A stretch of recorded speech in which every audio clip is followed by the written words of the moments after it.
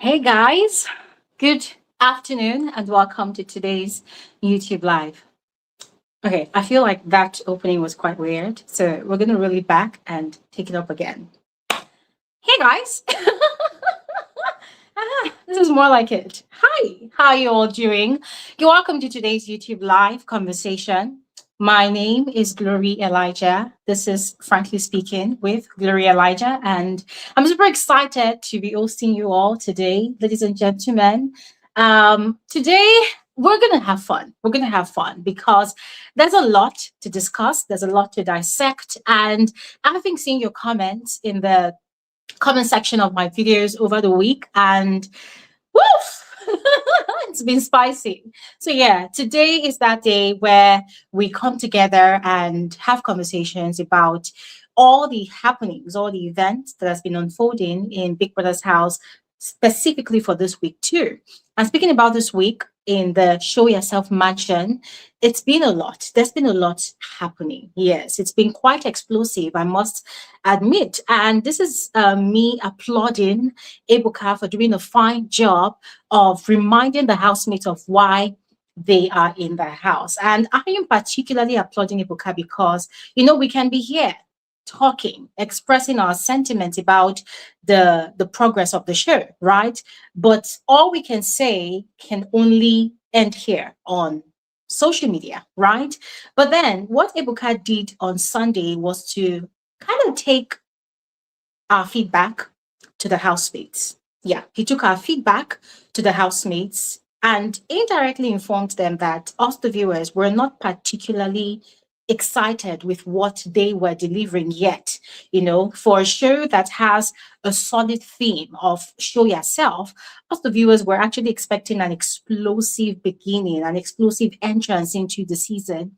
And so Ebuka doing the Lord's work by reminding the housemates of why they were in the house, that was fantastic because ever since that evening, it's been back-to-back drama, back-to-back entertainment. So if I do say so myself, this week has been quite entertaining, very, very exciting, never a dull moment. It's just been overall exciting and entertaining. And I am very, very pleased, very, very pleased. As a matter of fact, I'm hoping that Ebuka comes again tomorrow during the live fiction show to, to shake more tables so that next week is more explosive than this one. But now, speaking about all the drama that unfolded this week, ladies and gentlemen, worthy of mentioning are the big reveals by Big Brother, to the housemates who will be playing the roles of Gambits this season. Just as we had discussed during our last week's live conversation, I was so excited when Big Brother did the needful. And what was the needful? It was Big Brother informing each of the Gambits individually and not as a pair, and giving them the impression that they were the only Gambit in the house.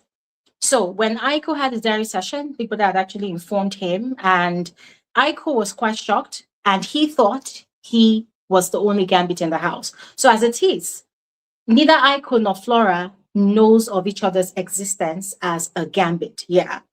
And speaking of Flora, there's a bit of a turn, in how she took the news of her being the Gambit. And that's another topic for conversation today about what Big Brother would do about it. Because the way she cried out of the diary room, her friends had actually noticed, and the likes of Mercedes had been very, very quick to clock instantly that she was the Gambit. Now, remember, when Big Brother broke the news to Aiko, he had warned Aiko of not even giving so much as a hint to any of the housemates of his position as the Gambit of the season, that if he did that, it will result in an automatic disqualification. Yeah.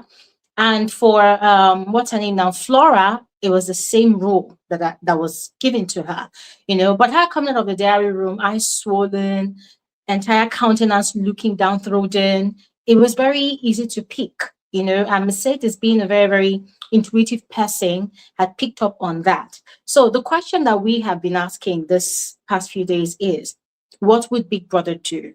Would Big Brother let it slide and just, leave it at that? Or would Big Brother disqualify Flora? Or, just basically move on with the whole program? And this question also goes to all of you watching me right now. What do you think Big Brother should do? Do you think it should just go? Should just pass like that? Now, aside the big reveal of the identities of the gambits of the season, ladies and gentlemen, there's also another question to all of you. Now that us, the viewers, are now aware of who the gambits are, right? A lot of people are actually pleased that Flora was chosen as a gambit, even though Flora herself is not pleased. Are you pleased that Aiko is one of the gambits? Are you pleased? A lot of people are quite disappointed. A lot of people wanted someone like Tram, to be the gambit. People wanted Ricky to be the gambit in the first few days of the season. But looking at how the guy has been quite laid back and extremely slow in playing this game or his strategy, his name has literally been marked out of the book, right? But for the likes of Tram, Tammy, a lot of people have been wishing that those two could have been the perfect candidates for the role of the gambit. So that's another question to all of you. Are you pleased? Are you excited? Are you anticipating the task, with which people that is going to, instruct the gambits, especially Aiko, to execute in the house this season? Let me know your thoughts about that when I share the link to the conversation. All right. Now, still on the dramas, ladies and gentlemen, a particular one that I especially find quite interesting is the friendship dynamics between Nomi, Godessa, and Tammy. I put out a video yesterday. I mean, if you follow me on YouTube, you would have seen that video already. I put out a video yesterday where I broke it down, like gave a detailed analysis of the conversation that had happened between Godessa and Tammy, where Tammy had gone to Godessa, who she calls Big Mommy in the house, for advice about her relationship with Nomi. We now know that Nomi is a bit bipolar. Yeah. 1 minute she likes you. The next minute, she doesn't particularly like you. And that was exactly what had happened between herself and Tammy and Kem. So out of the blues, she wasn't talking to Tammy anymore. And then later on, when Godessa had issues with Cassie, that problem brought the three of them back together again, including Abby. So the dynamics of that relationship now is looking like the only thing that brings these people together, brings them united, is when they have a common enemy.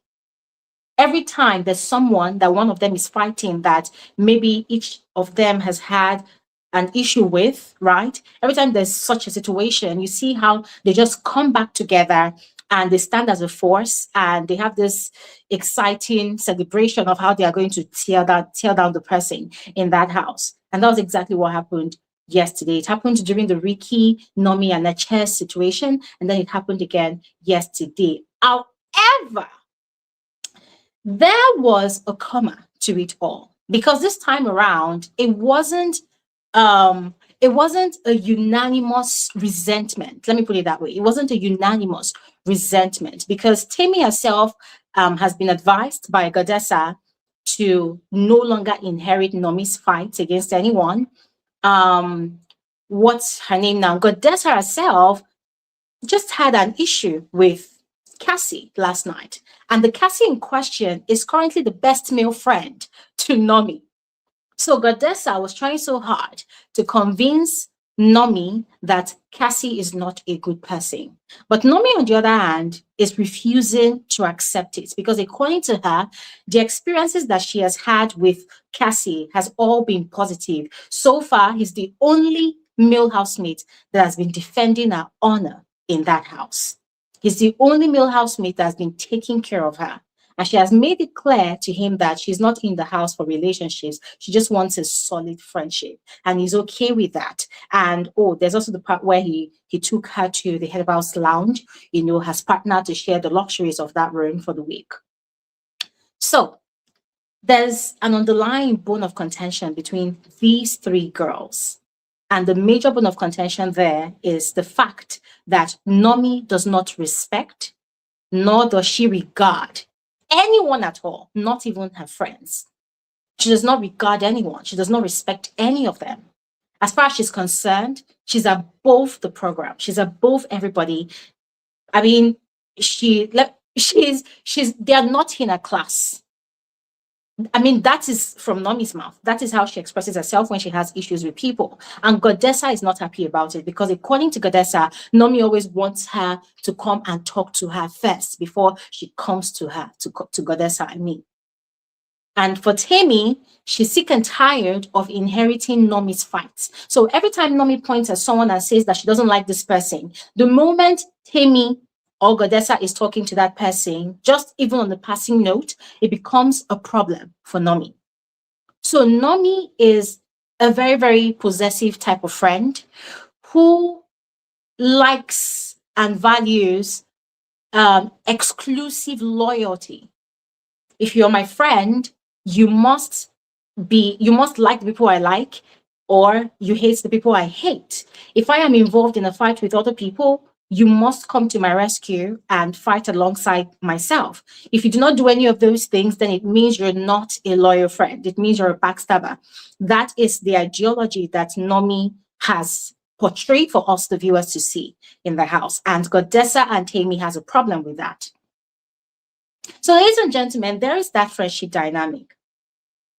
And I find it very intriguing. I find it very intriguing because I think Nomi is playing a very, very solid game, although it's a dangerous one. It's a very dangerous one. Dangerous in the sense that you cannot be a lone wolf in Big Brother's house. As much as you are banking on survival from the viewers' votes, you cannot entirely do it yourself because some very, very, let me call it, wild twist can happen in Big Brother's house. There can be an impromptu eviction where the head of house is given the ultimate veto power to evict anyone of their choice. It has happened before in Big Brother and Zamzi. I cannot particularly remember if it has actually happened in Big Brother Naija, but it might happen this season because this season there's so many things that are happening that even Ibuka has already informed us that the rules have changed.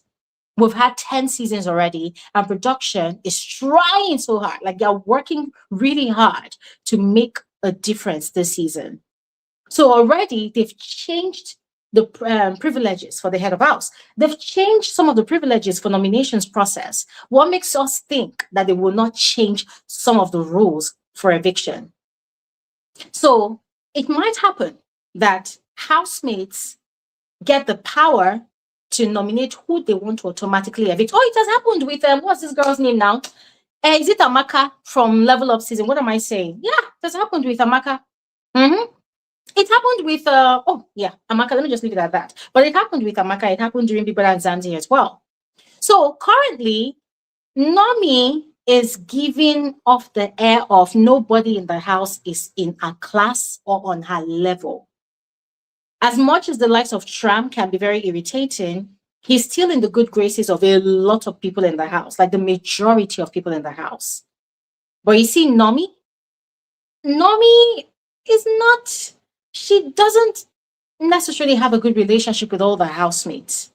She's quite condescending. That is how she has made herself to be, you know? So even if I feel like she's playing a solid game by, being aloof, being quite shallow with the information that she dishes out to the few people that she actually interacts with in the house, I also feel like she has not really opened herself enough for fellow housemates to see her, to see who she is and want to really align with her. So even the whole idea of she and Temi creating an alliance in the house ahead of conspiracy hour, I doubt that is really going to work out well for her because the people that she's looking at forming that alliance with, they already have their own solid connections in the house. And that was pretty much obvious during the first conspiracy hour. So, ladies and gentlemen, that is how I feel Nomi is playing her game. She's playing a solid game, but it's also a very dangerous one because it could leave her hanging and she could be evicted if Big Brother introduces a crazy twist of, automatic eviction. Now, Goddess, on the other hand, I think she's playing a fantastic game. A fantastic game, hands down. Fantastic game. Oh my goodness. Emphasis on fantastic. She's playing a fantastic game, in my opinion. And what do I mean? She has now become the voice of reason in the house, especially for a lot of the guys. Not all the girls, but for a lot of the guys. The C has a very intuitive person that has a very, very strong, how do I put it now? That she can literally smell bullshit from afar. The Sia is a very wise woman. The Sia is mature. The Sia is nice, friendly, kind, and everybody wants to be in her good books somehow. Especially the guys, they want to be in her good books. She's got this mysterious air when she moves. Even her lover in the house, Araga, is quite scared of that air, that aura that she carries. She knows what she's doing. She knows why she's in that house. So what has she been doing? She's been forming connections here and there. She has also successfully gotten into the heads of certain housemates. The sort of advice she gives to people, they're actually sound advices. English, they're actually sound advices, guys. English will know more than me today. However, when you think about it, the sort of advices that she gives to people, they are ones which will ultimately serve her own personal interest in the long run. So she is investing in people's emotional banks in the house, planting herself in their minds that she's the friend and not the enemy, and they have come to accept her that way, that this is how Goddessa is. But you see, that privilege of identity that she's got, the privilege of perception that she's got, it is not every other housemate in that house that actually has it. But she has that power, she has that advantage. Now, a particular reference would be the way she advised Timmy about her friendship with Nomi yesterday. But then when she got into a problem with Cassie, she automatically realized that the Nomi that she also wants to ditch, since Nomi already ditched her, she realized that Nomi is actually friends with Cassie. And so she has to convince Nomi now that Cassie is a bad person, that Cassie is not the type to be friends with. And so she had to go back to that friendship with Nomi again. Guys, I was watching the entire conversation and it was just so intriguing the way she was doing it. Also, the conversation she had with Yusuf after Yusuf's breakup with Bells, very interesting. Portraying herself as the option for friendship, not for relationship, I mean, not for shipping, but just for friendship, and to be the best confidant that anybody in the house could have. She really sold herself to Yusuf and it worked. So, very, very interesting friendship dynamics right there, ladies and gentlemen. I would love to hear your thoughts about that. All right. Now, also moving on to Ricky.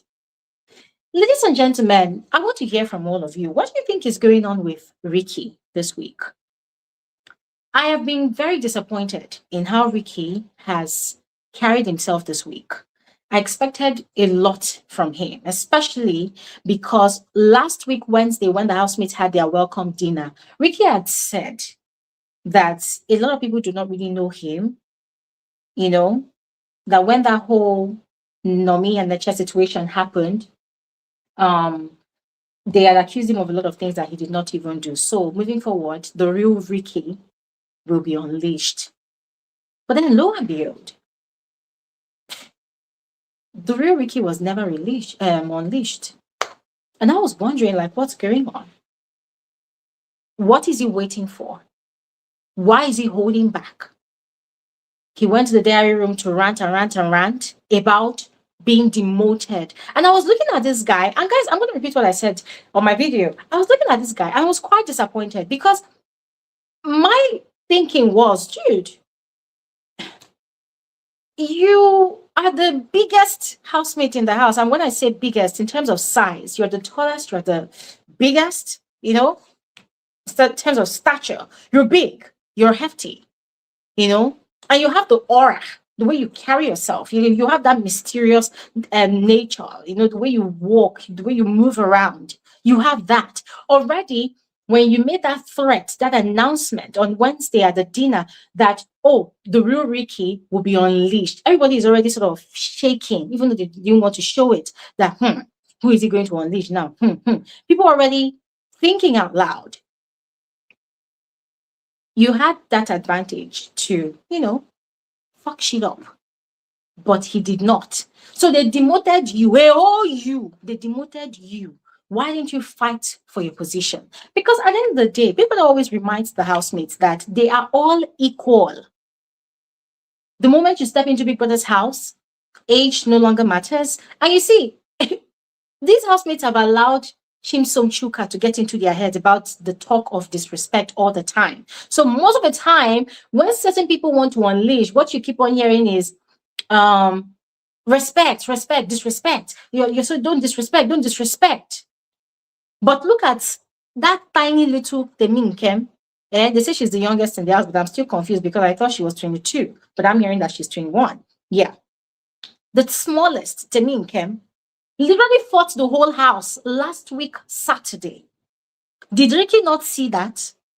Now, the same Teminkem that fought the whole house later on went ahead to apologize to people, and now she's getting into the good graces of a lot of people in the house. She's even playing the game of psychophancy. She's sucking up to a lot of people, and they're already seeing her as the baby of the house. They're liking her. They've forgotten her past transgressions.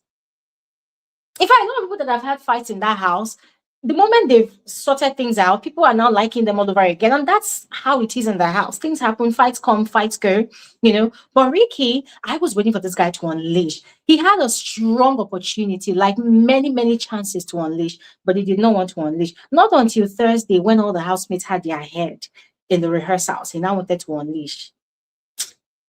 So guys, what do you think? Do you think Ricky even knows what he's doing at all? Or do you think he's completely clueless? What do you think? Let me know in the comment section below. Or when I share the link, you come and share your opinion about that. And now, lastly, still on the drama in the house. Bells, Yusuf, Tram. That dynamic. Ladies and gentlemen, see, I wish I could stand up and give Tram a standing ovation. That guy did what he said he would do. And this is just the beginning. He's not even done. He is still working harder than the devil. And just last night, he successfully shattered the budding ship between Yusuf and Bells. Even though Bells fucked up, but Tram put in the work to make sure it happened. And it talked a lot of things into Yusuf's head. I'm not saying that Yusuf does not have a mind of his own, but Trump instigated so much that out of, let me say, pride and trying to save face and to, pack up his bruised ego, Yusuf had no choice but to break up with Bells in that instant. Because Trump has a big mouth. He's very, very mouthy. He talks a lot. He brags a lot. And he has no filter.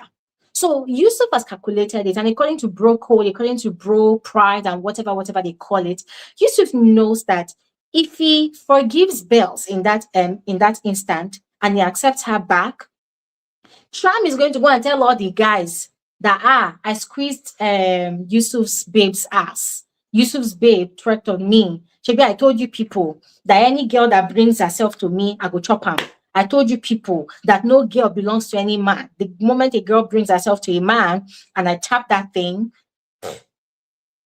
I owe no explanations to the man. So Yusuf immediately calculated all of that, and just to save his pride, and of course, from us, the viewers that are watching, because according to him, the kind of babes that he carries outside the house. Let me just digress a bit. Why do these guys feel like they are the ish? The likes of Chimsom, when they talk about the kind of girls that they carry outside the house, it makes me wonder if God specifically used another type of clay to create those kinds of girls. Because they want to make it look like, the kinds of girls that they carry outside the house, say, none of the girls inside this house rich. Ricky does the same thing, the kinds of girls that carry outside the house. See, when they come out, No, please, people should remind me. I cannot wait to see the kinds of girls that they carry. But they'll go and import girls from Finland, or from Sweden, or from any European country, or they make it look like these ones in the house, they're not rich. But anyways, that's by the ways. That's by the ways, yeah. And as I was saying, Tram did a fine job. He instigated so hard, so hard, that Yusuf fell for it. And he successfully scattered one sheep. So, ladies and gentlemen, what do you think about the game that Tram is playing? What do you think? Do you like it? Do you want to see more of it? Also, about Bells. Earlier today, she was packing her boxes. She said she went to ask for a voluntary exit. Guys, I was just laughing my ass off.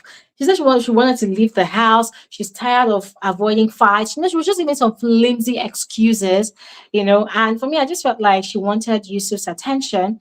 And Yusuf wasn't particularly giving her the attention because it was right there in the room when Mercedes and Martins were trying to find out her reason for wanting to take a voluntary exit. So Yusuf was like, "Oh, respect to that. I respect your courage." And the guy slept where he was and he dozed off. And then later on, Bells was upset that Mercedes was the one that went to go and inform Ricky and Martins. She did not get the reaction that she wanted. So she was quite upset about it. I was telling her friends, Oyi and Flora, that was just a very, very disgusting thing for Mercedes to have done. Because actually, when she went to Big Brother, she had requested for either a psychologist or voluntary exit. So if they approve for her to see a psychologist, then there's no point for her to take a voluntary exit because this whole house is messing up with her mental health. And then she said something about, she's going to see if she doesn't get into a fight by Sunday, then she's going to stay. But if she gets into a fight before the end of Sunday, that she's going to take a voluntary exit and she has to leave the house to save her mental health.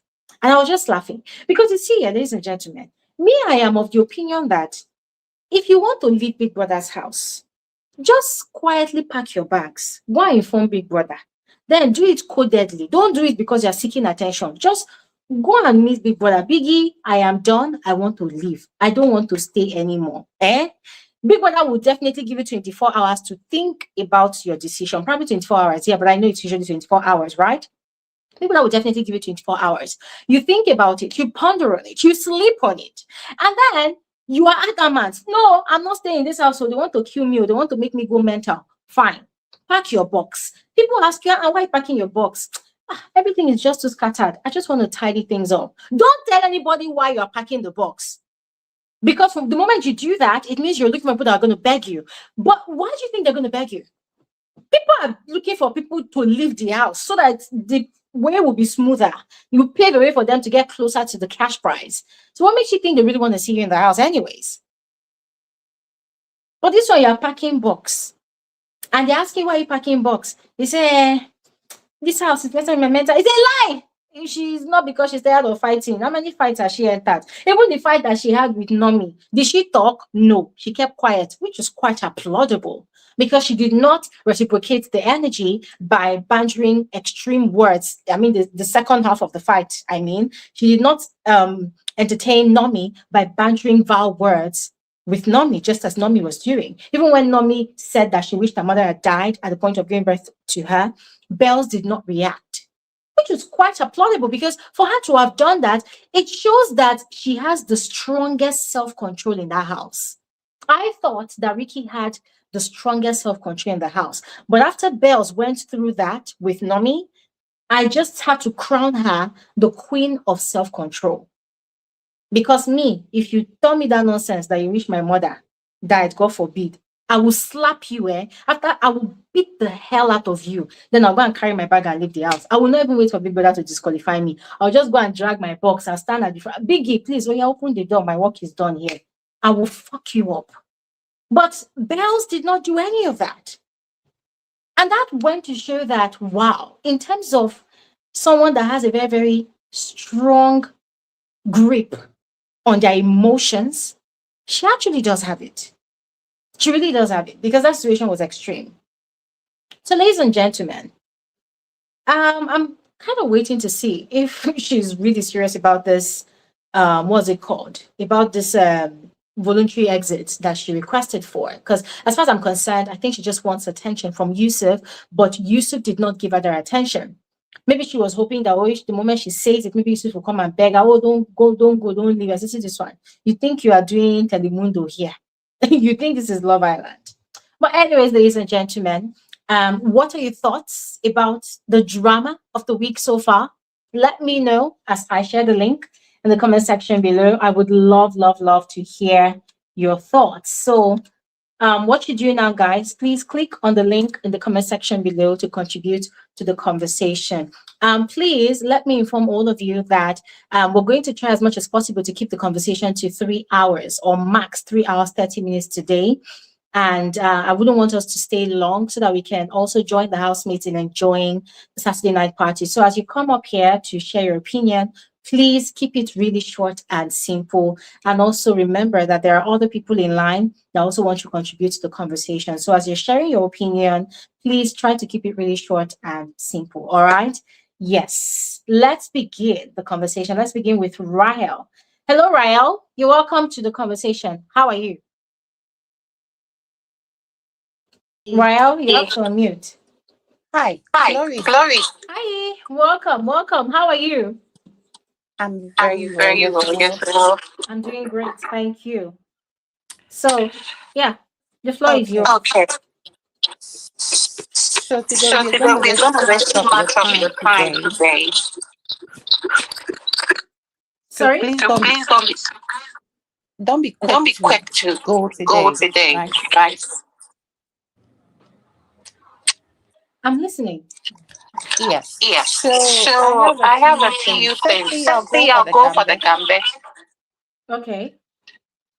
I felt a I bit felt a bit sad for sad for Flora Flora about about the the gambit gambit situation. situation. Okay, And Rael, sorry, hold on. There's a lot of echo back from your end. So please do me a favor. If you have any other device, if you have more than one device that's playing this live, can you switch to just one, please? All right. okay, then maybe I Okay, need then to maybe go I and need to come go back. and come back. All right, that's great. Thank you very much. Okay. All right, we have Timothy here. Tim, you are welcome to the conversation. How are you? Hello, Timothy. Oh my God. Tim, you have to unmute your mic because I'm trying to unmute you. Okay. Guys, the link is in the comment section. If you want to contribute to the conversation, please click on the link in the comment section to come. Hi, Glory. Hi, Glory. Oh yeah, Tim, you're welcome. How are you? Yes, I'm Yes, on. I I'm was on. I was wondering with the wondering with the echo. echo. Are you experiencing any echo backs? Yes, I am. Yes, I am. Wow. Okay, I'm going to mute myself so that you go ahead and speak. All right.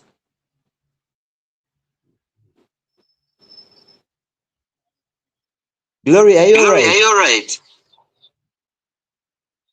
What's happening?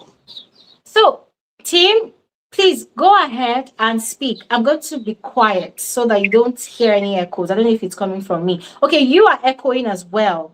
Oh, wow. But go ahead and speak. Go ahead and speak. I can hear you.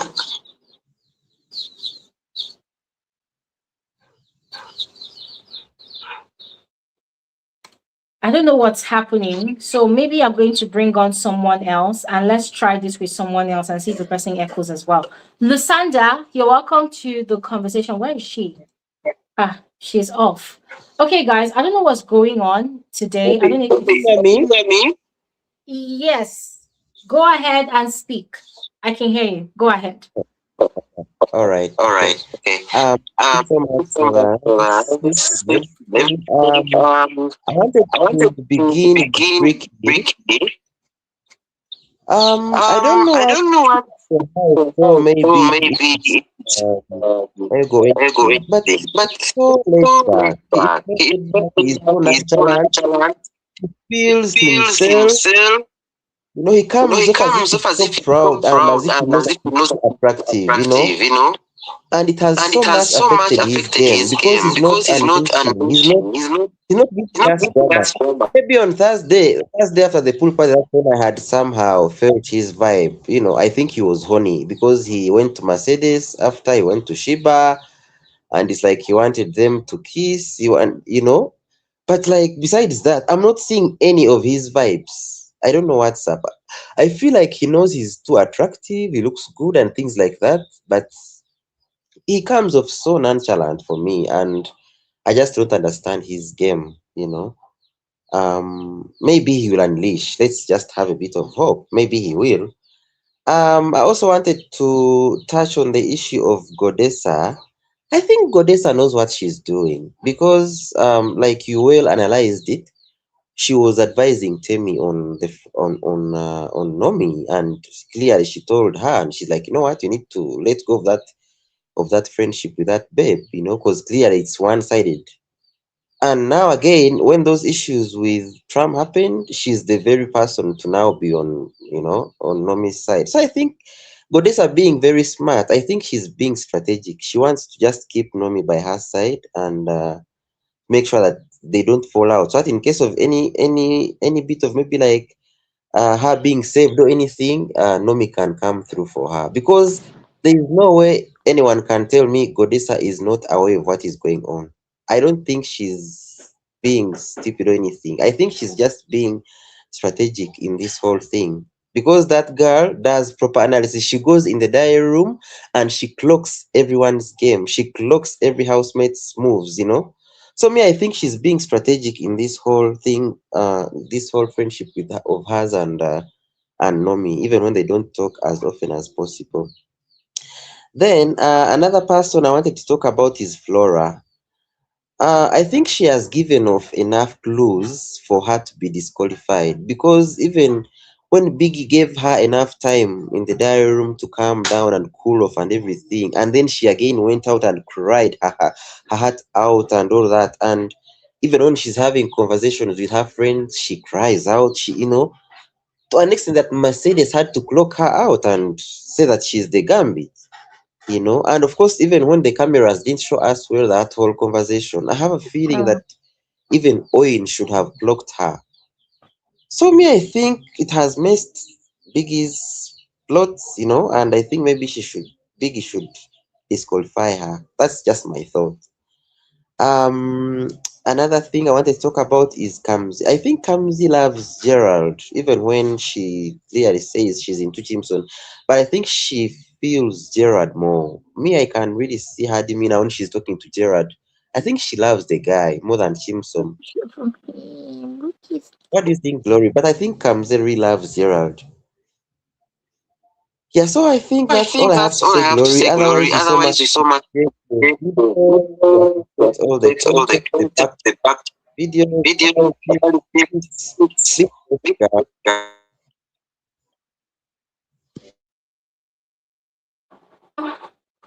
Apologies, Timothy, that I'm not quick to respond to you. I am just here trying to sort out this echo back that's happening on my end. So, guys, if you can hear it, my sincere apologies. I'm really trying to sort it out. Timothy, thank you so much for all of your contributions. I heard everything you said about what's her name. What's this person? Kamsi, yes. Yeah, I actually agree with you. I think she really likes Gerald. I think she really likes him. Yeah. However, I think she's really trying so hard to play a game, this Kositwala game of, flirting with different guys, kissing different guys, and still being able to convince all the guys to still want her. That is what Kamsi is doing. And I said it on my video that her problem is she does not have the courage and the aura to play that kind of game. That's the problem. And it's very unfortunate for her that the kind of guys that she's playing that kind of game with are guys who actually have that kind of courage. The courage and the aura that she should have. The two guys, they are the ones who possess it. She herself does not even have it. She's a very chaotic person. And when she talks, when she speaks, when you listen to how she speaks, she sounds very non-confident, right? She doesn't sound like she's sure of herself. She still sounds naive. But the two guys in question, they sound very experienced. They sound like they've encountered someone like this before, and they are not the type to stick around for the bullshit. Yeah. So I don't know. I'm going to ask you, do you think you'll be able to play this game, even though, we're also talking about who she likes more? Do you think she'll be able to play this game that she's really trying to play? Well, I don't think so, because like you said, she doesn't really have that audacity. She doesn't really have that shrewdness that really is needed for her to do that. And also from the look of things, Gerard seems to kind of want to pull off, to get out of that whole mix. So I don't know. I don't really think she has the audacity to really pull off that, because she comes off very, very, even when she's talking, her demeanor, the way she, she's not so strong enough to really pull it off. And those guys, they are ready to do it, because Chimsom knows clearly what he's enjoying all the attention, and he knows it's good TV material. But Kamzi, I don't think she really has all it takes, because on Thursday, the pool party, she unleashed her body to everyone. Every Tom, Harry, and Dick was literally on her bam bam. So I don't think she can do that. I don't think she really has that audacity to really pull off the Kositwala kind of script. All right, great. Thank you so much, Timothy. Thank you so much. Great. Hello. Thank you so much. All right. Okay. Let's stick with Ryle. Ryle, you're welcome back. Ryle, are you there? Okay, we're going to move on quickly to Bola. Bola, you are welcome to the conversation. Hello, Bola. You have to unmute your mic. Are you there? Okay, I'm here. Oh, yes. Welcome. Welcome to the conversation. Oh, so nice speaking with you. I'm so glad I'll be able to join your live today. Thank you so much for joining. You're Thanks welcome. for the way you've been explaining everything to us, because we're unable to watch Big Brother Naija from where I am. And I've been almost depending on all your stream, all your fact. I always want to grab to hear from you. Thank you. But from the little that I've seen, Ricky is pissing me off. Like, I don't understand. With that his aura, he's giving us he's not showing us what we really expected. After the wager task, I was expecting him to show himself. Like, he's supposed to rub it into their faces that they lost. As in, I don't know. It's dulling the spirit. I don't know. I wish Ebuka can just ask him some question that will just touch him and let him know that we viewers expect more from him. He has, as in, it's not that he has so a huge fan, but I'm seeing people is really after what he wants to do, but he's not getting it. That he has a game plan already. I don't know. Oh my God, I don't know. Yeah. And I wish he can make a sneaky move to Shiba. Maybe it will just up his game. I don't know. Let's see. Maybe next year will be a little bit jealous. I want to really know. Maybe that next year is not into him again. I don't know. I don't know how it is. So I don't know what people are feeling. So. Yeah, thank you so much. I totally understand what you're saying. When Ricky had a diary session, one of his major concerns was what people will say, what the housemates will say. So I think Ricky has not fully settled into the character he wants to play in the house. When you look at Ricky, you see a guy that, even though we don't really know these housemates, right? I'm just saying off the top of what I see. You see an individual who, outside the house, there's a way he carries himself. The energy he possesses or he portrays is, I'm too big for this rubbish. I'm too big for this nonsense, right? So he brought in that same type of energy into the house. And it can be a good thing. But on a show like Big Brother, you have to feed the viewers what they want.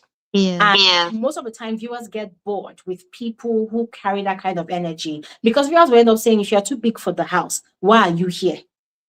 Even though you're intelligent, you must be able to also give drama.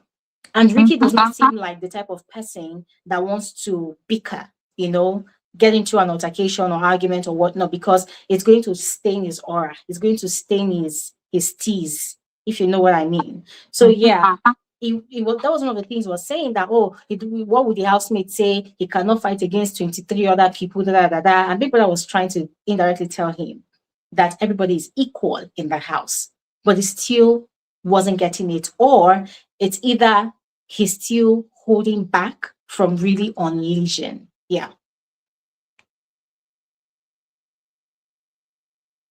Okay. I guess that's all from Bola. Bola, thank you so much for your contribution. Thank you very much. Let's speak with Ruby. Ruby, you're welcome to the conversation. How are you?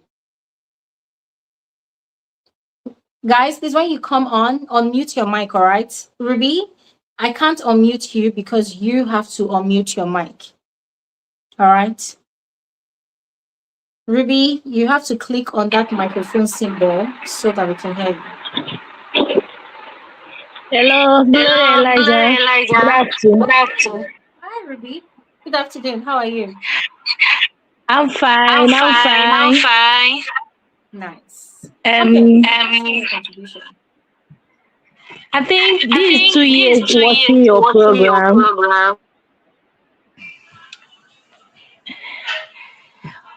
so I'm so happy that this is my first time of being in this live video. You know, can you hear me? I can hear you. I feel like I have an echo back situation going on, so I keep muting myself so that I don't, distract you from sharing your contributions. So if you see me muted, please just go ahead and speak. All right?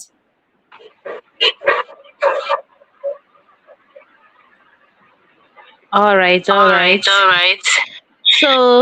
want to talk about the Gambit situation.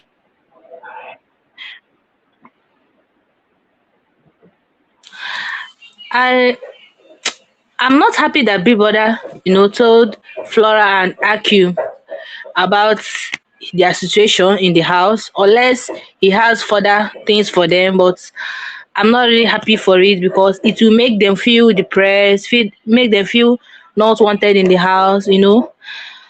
I'm not happy. I just wish that they will switch to another thing with it because it's not really going for me. It's not really going for me. Then let me talk about Nomi.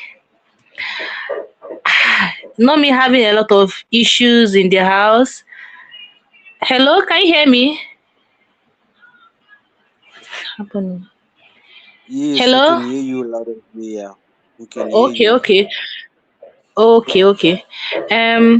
Let me switch to Nomi. Nomi having a lot of issue in the house, up and down, and a lot of things going on with her, having party and she being separated and doing her thing. I don't know if it's part of the in the house now, or because I feel like if they are partying, they are supposed to party together, or not you being separated because she's not sick. Yeah, she's having crowds. I heard that she's having crowds, but she's not sick. She would have wear clothes. You can sit around, not in taking yourself out of the game. It seems like Big Brother is pardoning her or anything. And Kamsi, I don't know the game she's playing with Gerard and Chisom because she's not smart enough to do it. Because I can remember the past season. What's her name again? Hey, about the three fishes. I have forgotten her name.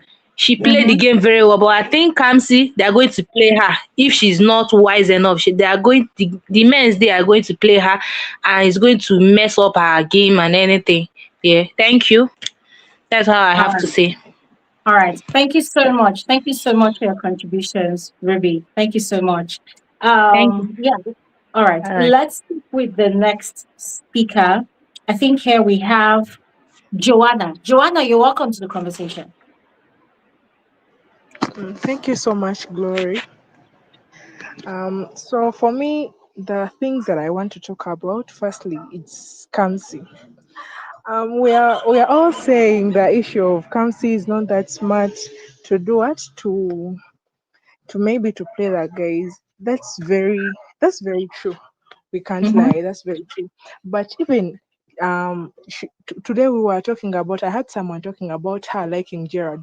I don't think there is anything like liking. She doesn't even like that guy. She just wants to play a game with him, which she can't, because even that guy who is still even there, he's like as if he's not interested, as if he's also pulling out.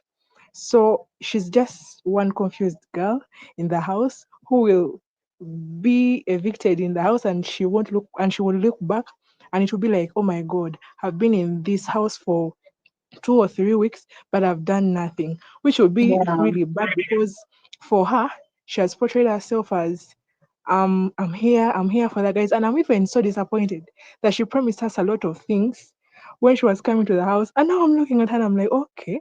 So your strategy was coming and just be used by the smart guys in the house and then dumped just like that. And then Mm. another thing is about the gambit. I think it's okay for Biggie to tell the Gambits that they are the Gambits, but again I think about it and I'm like, what if Biggie didn't tell them and they just end up, maybe because now they'll be relaxed in entertaining us unless Biggie gives them maybe things to do for us, maybe tasks. But if Biggie just tell them and leaves them like that, they'll just be relaxed because they know they are not going to be disqualified in any way. So I think Flora should just calm down and digest whatever is going on and just focus, because her being like that will just make her one boring housemate, like a furniture in the house, and then we won't vote her out because one of the things that is making her cry because is because she's now a finalist, but she can't win the money. And even as the viewers, we're like, oh my god, did we even make a wrong choice of her being in the house because she's just being there crying again? I think that day she was given, that day she was told that she's a gambit, I think it was enough for her to cry and do all that. But if she continues being like that, being a sad person, it will end up even affecting her game if she even had one. Mm. Then lastly, it's about Ricky. I think Ricky is so, I'm calling him Delulu because you can't audition for a show and then you're given a chance to come. A lot of people audition for it, and then you're one of those people chosen, and then you think you will reveal the real Ricky in the following weeks. Like, what makes you think you'll be even there in the next week? What if Exactly. you're only there for 2 weeks? You can use those 2 weeks to show us who you really are. It doesn't matter even if you're going to spend 2 months in Biggie's, you can spend 2 months in Biggie's house and no one remembers you, but you can stay there for 2 weeks. You give us whatever you came with, you give us your A game, and we are always going to remember you. People are going to look at you as someone, oh my god, that person, they are still short lived in Biggie's house, but at least we enjoyed that person. So time. Okay, I think that will be all for now. But all in all, thank you, Glory. For me, I can't even watch this up because of my work, but I follow every clip that you put out, and oh my god, it's really helping. So thank you so much. Thank you so much, Joanna. Thank you so much. And in a way, I kind of agree with you about the Gambit situation, especially about Aiko. I noticed that even though, unlike Flora, he handled it well by not overly reacting to the news, he has become like a furniture in the house. You know, one would have expected that after his diary session, I think on Wednesday, maybe Thursday. Okay, fine. Get yourself on Wednesday. At least Thursday, do something. But the strategy he was playing last week, he's still playing the strategy. And here I was applauding him for wanting to do it. Remember last week during his diary session, when people asked him for his goal for the week, he had said that he wanted to be invisible.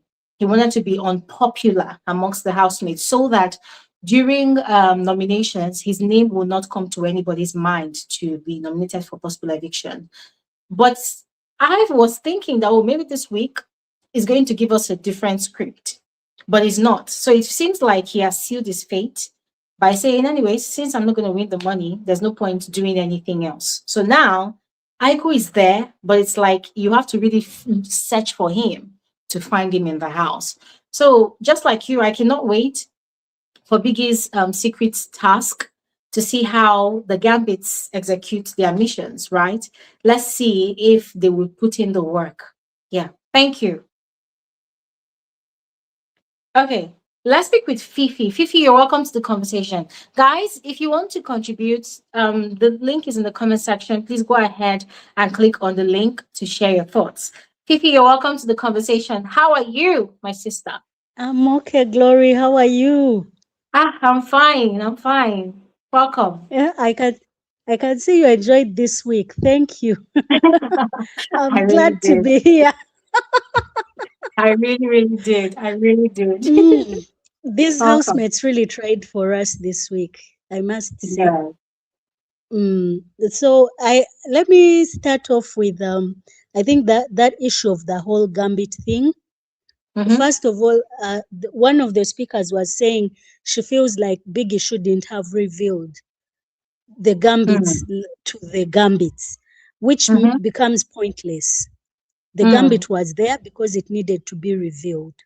My True. take on the whole thing was that, like I said last week, it was bittersweet for the mere fact that Biggie only gave us, he did not even give us 1 week. Had he given us a week, which was last week, to observe the housemates, and then this week to select the gambit, I believe other players would have gotten the chance of being the gambit.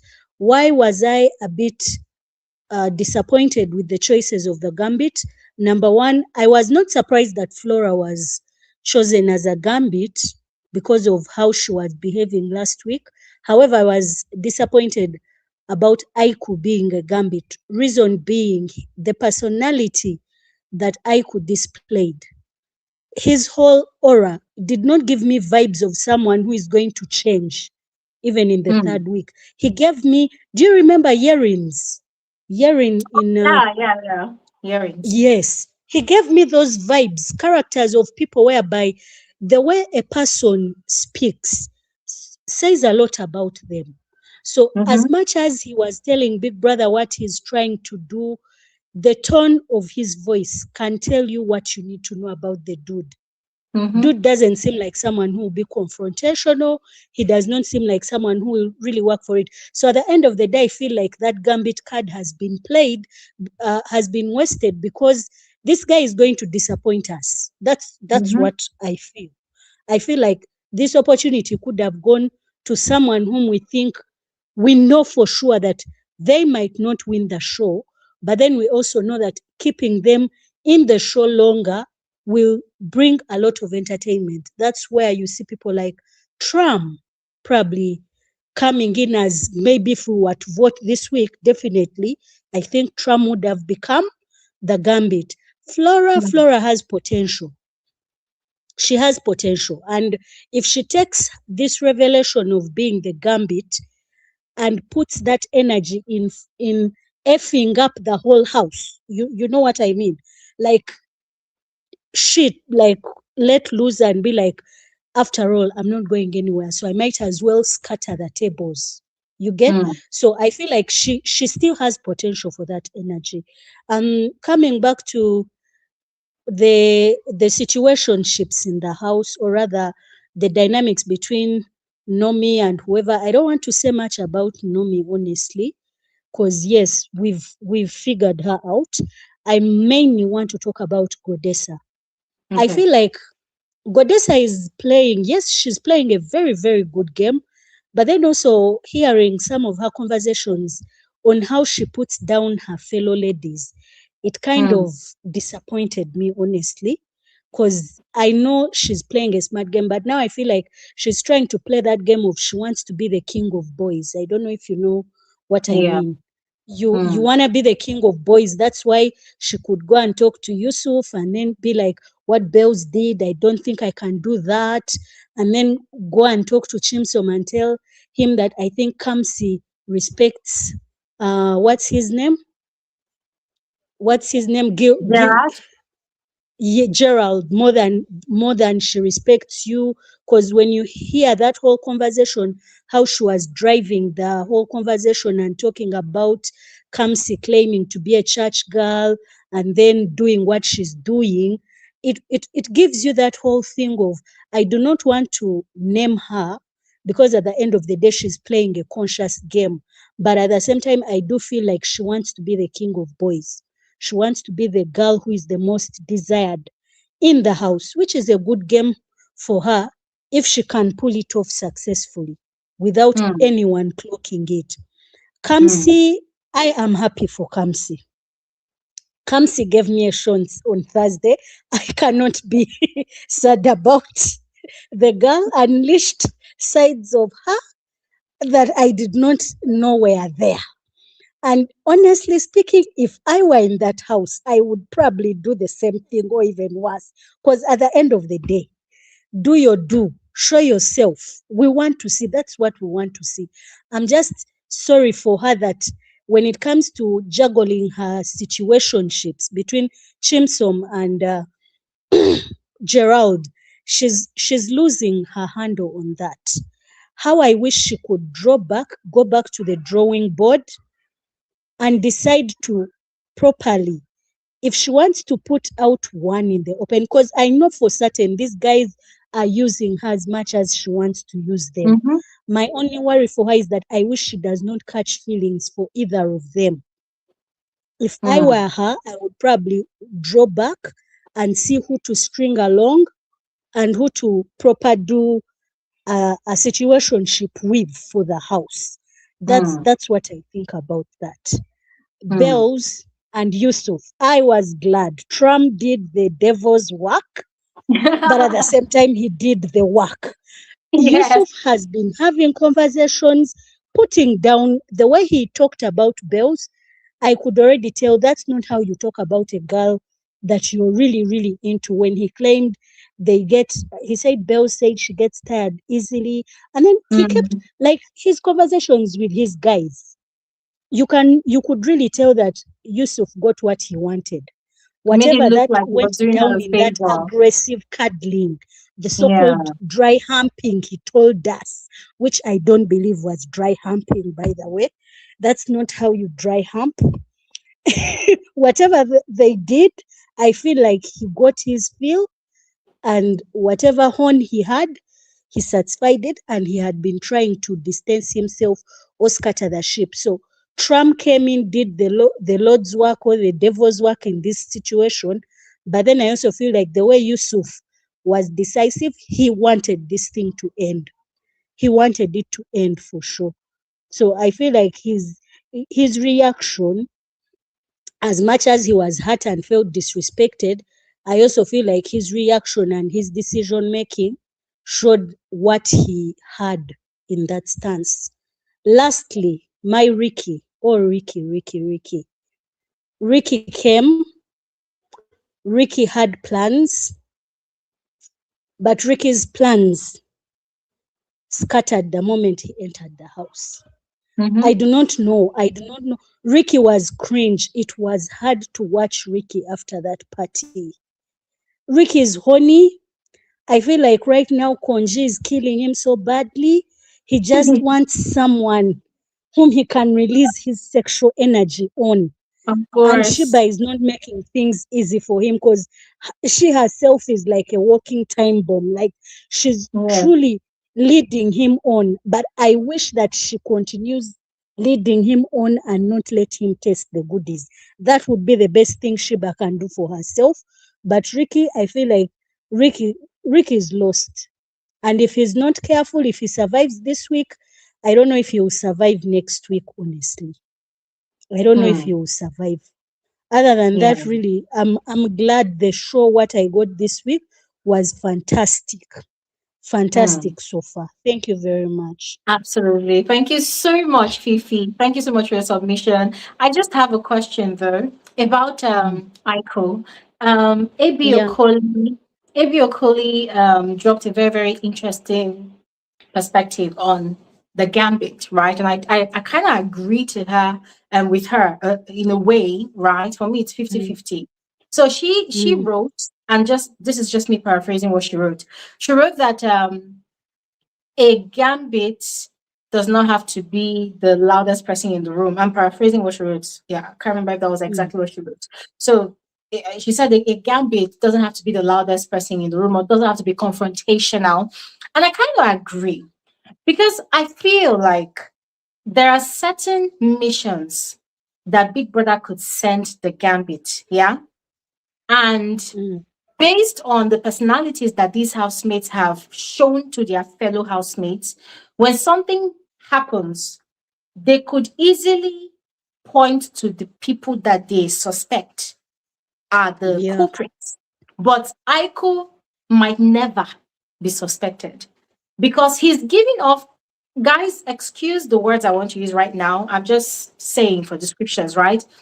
The way Aiko is behaving, and also based on conversations I heard this morning in the kitchen, how some of the housemates were describing him, he's acting like he has a, what do they call this name? Oh? Um, autism. Yeah, Mm. yeah, Mm-hmm. yeah. He acts like someone that's on a Yeah. spectrum of autism, right? He Mm. acts like he's not mentally stable. So he's giving them the impression that I'm not a mentally stable person, so I'm just scattered, I'm just anyhow. Because they were describing him during the pool party. That, oh my God, you see what Aiko was doing for them? It was just so adorable. It was fun. Oh my God, the guy is so sweet. Oh my God, Aiko just wants to chill and relax. That's the way you're looking at him. So imagine Mm. if Big Brother gives like a task to Aiko. And people already have this perception of him that the guy can do no wrong, right? But then he goes ahead to do it, causes some underlying chaos, instigates something, and the whole house is burning. And Aiko is just being Aiko. Don't you think he can actually score real points in his role as a gambit? Hello. Fifi? Yeah, I'm asking a question. Sorry, Yeah. Glory, are you on? Yes, I am on. Yes. I'm asking. Yeah. Glory, can you hear me? Yes, I can hear you. Can you hear me? Yes, carry on, Glory, please. hello? Okay. What's going Yeah, now when you bring it like that, it kind of makes real sense because actually that had skipped me coming from that angle. Now that would need definitely Big Brother, or in this case the audience, because I think I saw something on their page saying what would we want Big Brother to give the gambits to do. So if Big Brother went ahead and gave him tasks that he can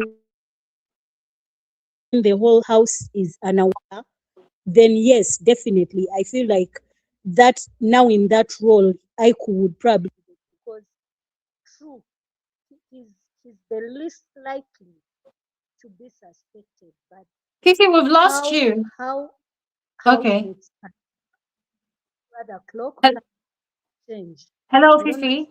if some housemates will probably, yeah, he would Fifi, play we, the we role can't of really hear playing him as you. a Can you gambler. project? Oh, that's sad. That is sad. Anyways, Fifi, we can't really hear you anymore, but thank you so much for your contribution. It's always a pleasure, engaging your mind. Thank you very much. If you can still come back, that would be great. But at this point, we can't really hear you anymore. All right. Thank you so much. All right, let's speak with Mo Rodney. You're welcome to the conversation. How are you? Hey, Glory, I'm doing good. Good afternoon, and shout out to Fifi for her analysis. She's spot on. Yeah. So my thing is, I researched about the gambit, and I found out it's a chess move. It's a silent chess move that a Mhm. player makes when they're playing chess. So if Big Brother is going to use that move that is applied on chess to this housemate, I feel like it's going to work. But also, he needs to assure them that being a gambit is not a bad thing, so that they can deliver any task that he gives them. Because imagine if you are being given a task and uh, already you know that you're not going to win, it's like you won't give a damn about it. But if you assure them that there's something that they can get out of this gambit thing, and they will execute those tasks perfectly. And one thing that I don't understand is how did voters chose Aiku to be a gambit? For Flora, I understand is that they didn't want the the previous winner script or something that we've seen before on the show, where people come here, they don't live the life that they're living on the show. They portray this poverty, no, not really poverty. They portray this person as if they struggle, they don't understand English, they don't have clothes. That time when you see their Instagram is completely different person. I understand that they wanted people wanted to humble Flora, and they did that.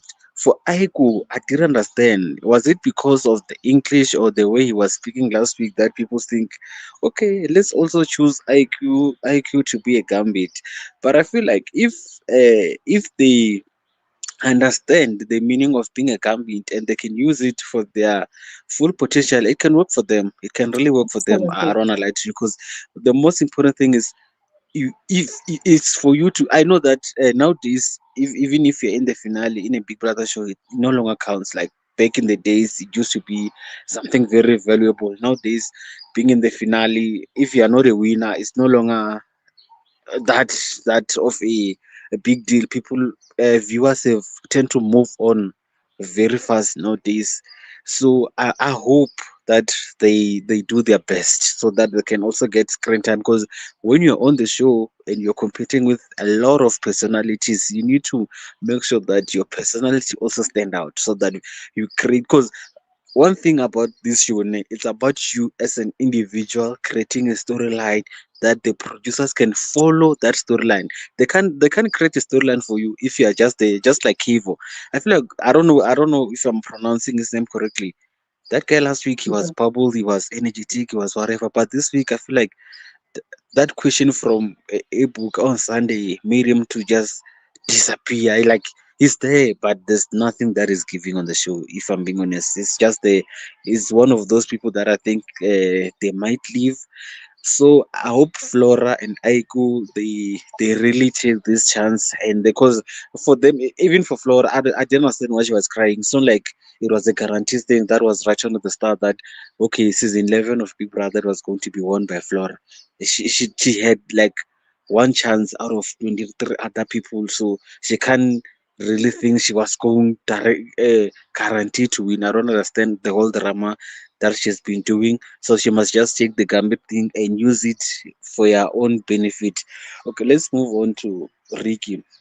I feel like okay, Ricky came into the house and he's trying to portray this personality of, yeah, look at me, I'm this and that, and the personality that is portraying and the person that he is, I don't feel like it's not him and the outside of Big Brother's walls. I don't think that guy lives like that in a regular life, in a day-to-day life. You can't carry yourself like that as if you are this scary person where people have to bow down to you.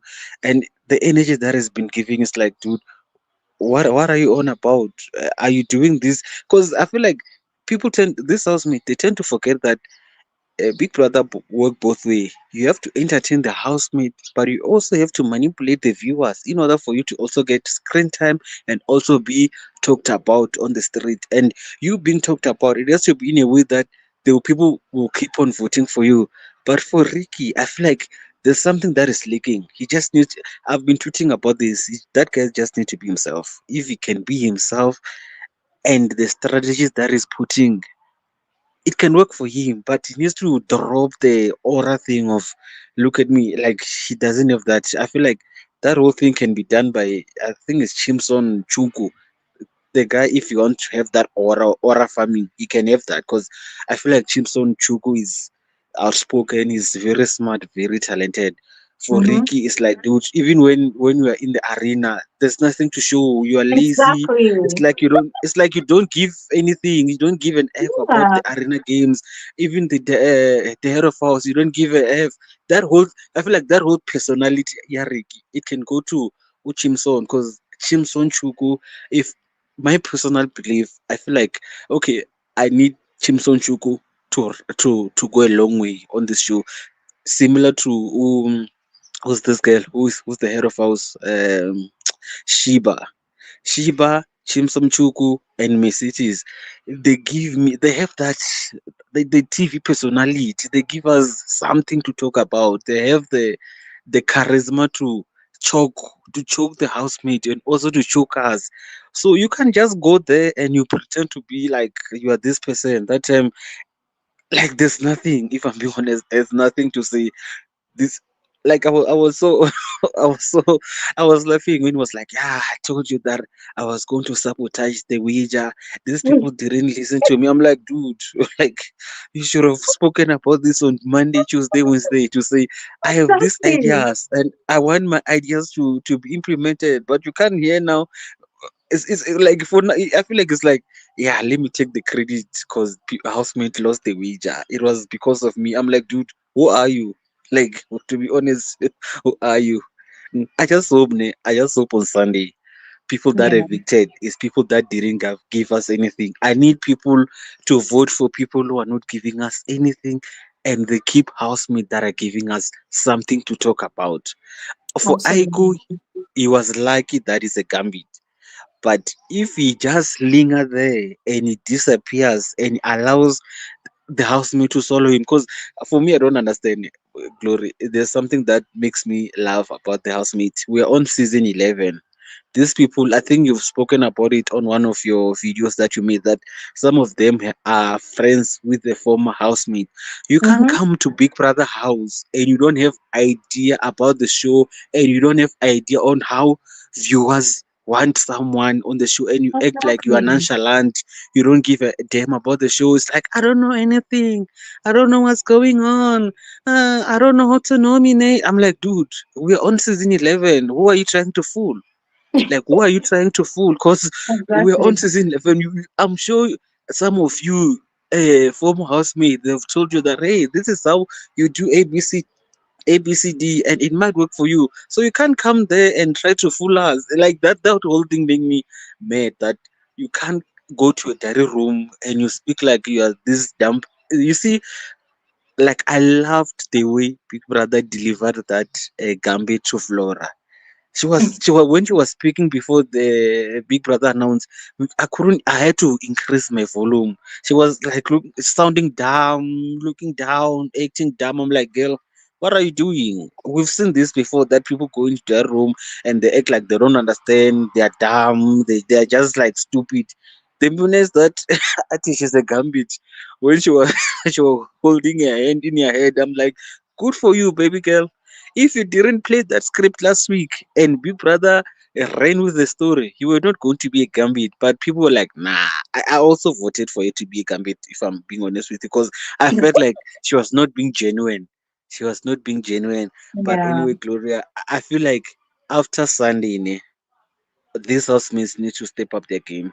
Because I Yeah. feel like a lot of them, they are being swallowed by big personalities. They are being Mhm. swallowed by some of them. They don't even have people like Martin is it Keivo, and the guy with a gold dress. They don't have storyline. I know you can dance, whatever, but what are you giving us? What is it? You are Mhm. Oyin. I think she's called Oyin. She's better than the guy with the gold dress, because Oyin, at least there's something that she's giving us. But a lot of guys, there's Sultex. nothing.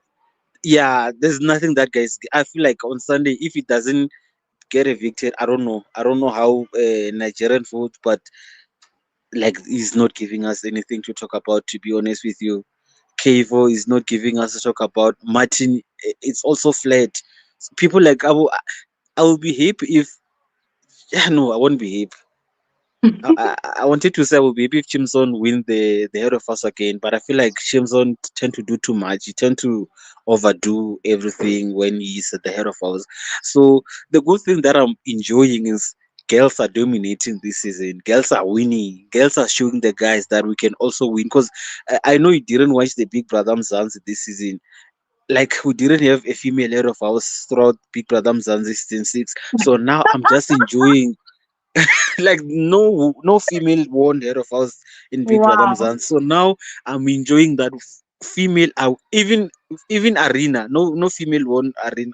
So I'm enjoying that females are Seriously. dominating the games. Yeah, are dominating the games. They're showing the guys that we can also do this and we are capable, which means it's Yeah. a fake game for everyone.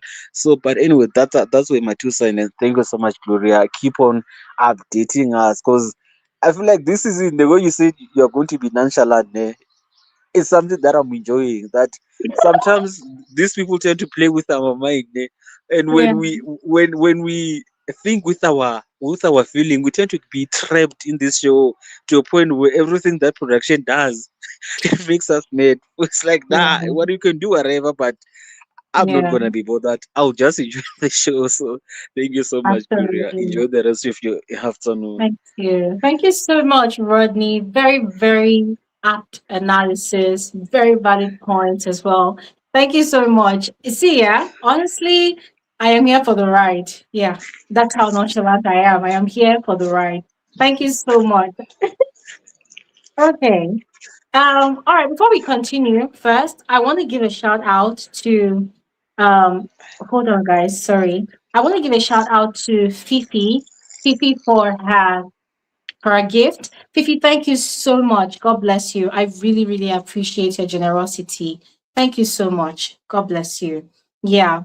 And the second thing, I need to address something. So whilst the speaker was going on, I was seeing two particular people, Nedu and Chinwe. I don't know where both of you are coming from, but you both seems to be lost in this community. I don't know. I think you're really lost. Yeah. So Nedu is saying something about how can you just diagnose someone with autism like that? That kind of thing. Please, we're doing an analysis. We're describing things, right? How do you express something? How do you communicate? How do you use language? You make references.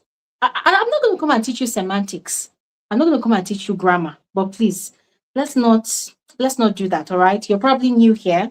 So I'll give you a pass. All right. But there's no diagnosis going on here. Nobody is saying that Aiku has autism.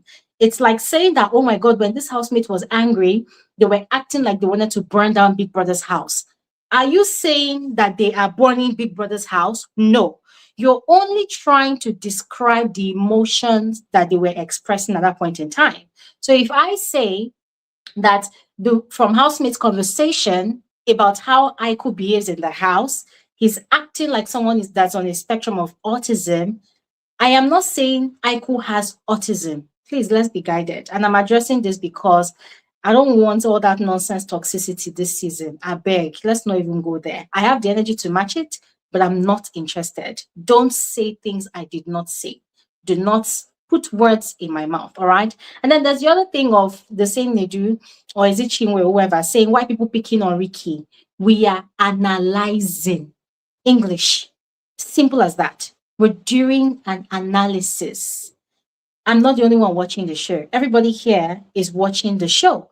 So everybody here, the only way they can express what they are seeing is by analyzing. Please, it can maybe I don't understand. Is there any other word for analyzing? They are dissecting, they are nitpicking, they are breaking down. So if they are talking about what they perceive about a housemate, it does not mean that they are picking on the housemate. If you say why are people picking on Ricky, you're saying that why are we bullying Ricky? You're saying why are we singling him out of the all 24 housemates to bully? And that is wrong. So please let's not do that this season. Otherwise, I'll block you. It's as simple as that. Thank you. Okay, back to positive vibes. Let's speak with Lydia. Lydia, you're welcome to the conversation. How are you? I'm fine. Hi, Glory. Good Hi. evening. Good evening. Can you hear me? Perfectly. You're welcome. Oh, it's good to be back. First, I want to say thank you for reviewing this season because I couldn't come on last week. At the Oh, start of the okay. season, after the last, what's the name of that season? 10-10, after the old fiasco, during the reunion, I came to your page. I saw you didn't do a review. I was, this unlike Glory. I know that the season ended in a very crazy way. And then I was talking to my friend. I was like, I'm kind of scared that you're not going to review this season. And I'm like, what am I going to watch? But I'm so happy to see that you are back again. 6 years Thank later, you. you are back better. It's good. Thank I you mean, so I've been much. here for 6 years. So, Oh, yeah. wow. Thank you, my queen. Thank you so much. You're welcome. So back to the current show, the Gambits. Yeah. For me personally, the person talking now, I saw the comment of you falsely diagnosing Aiko of what's it called autism. It's Mm. before you even mentioned autism, I already said it in my head because I'm like, he's really giving the vibe of someone. Not saying he's on a spectrum, but it's just also the Gambi thing. I feel like I wish it was like someone said. I think a previous speaker said that I wish it came on like much later in the game, maybe like now in week 2 or maybe in Mm. like week 3, because people gave Flora the Gambi thing because they did not want the old previous winner thing. And first of all, I have something to say before I go into that. I've Yeah. watched this show for so long. When housemates come, they used to rate us, the viewers, because people would come. I was telling my friend that last season, especially, I was highly rated because people would come, they would dress up, they would give me a show. Messi AK came on this show and she never repeated an outfit. They actually rated me as a viewer. But this season, every time I'm seeing Flora with powder full on her face, then she would tie wrapper. Then she's walking around on cornrows. And I'm like, did this lady not say she's a beautician? What's going on here? Because I don't feel, the thing is that the reason why this thing is happening is because these people have viewed this show for so long and they've seen that year in, year out, the viewers like to reward stupidity. The viewers like to reward people that just come and play. I get that there's 160 million on the line. Like, come on, you can do anything. If you want to tumble, tumble. 160 million is a lot of money. But at It the same is. time, don't act like we are stupid. You can still be very fashionable, play. I kind of wish the Gambit was like maybe Godessa. I feel like she would have played a very big. I don't even want Nomi because I feel like Nomi, she has pepper body. I don't know what's wrong with her, but I feel like what's doing her is different.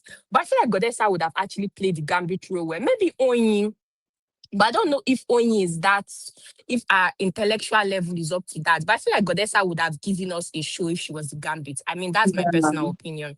Yeah. But for Flora, people chose her because she was already coming to show us that she has watched this show too much. And this is what viewers like to reward every year, year in, year out. Because I'm crying that Big Brother revealed that she's the Gambit. What have you done to receive 160M? If I ask you now, what have you done that is so different from what everybody has been doing on that show? You have not really done anything. You've not disrupted anything. You are just there rubbing powder on your face and tying wrapper and walking around like you're in your village.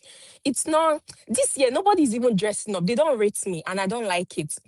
And then for Aiko, I feel like Aiko as well. So they also gave him the Gambit role because they do not want him to win as Lakon. Someone was trying to compare him to Faith, and I'm like, I don't even think it's a Faith thing. Faith was very intelligent, and he also wasn't boring. Faith gave us a show. He did things. Faith did not sit down in that house. He was a disruptor. He did. If you come for Faith, Faith will come for you, will give you. But Aiko is just truth and dare. He will not play. Talk, Mm. he will not talk. He will just sit down there. The whole house can be burning down. Aiko will just be there. You can't even forget that Aiko is inside the house.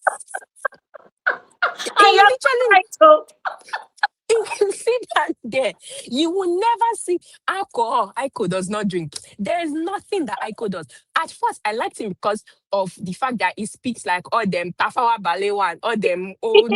yes. So I was very intrigued.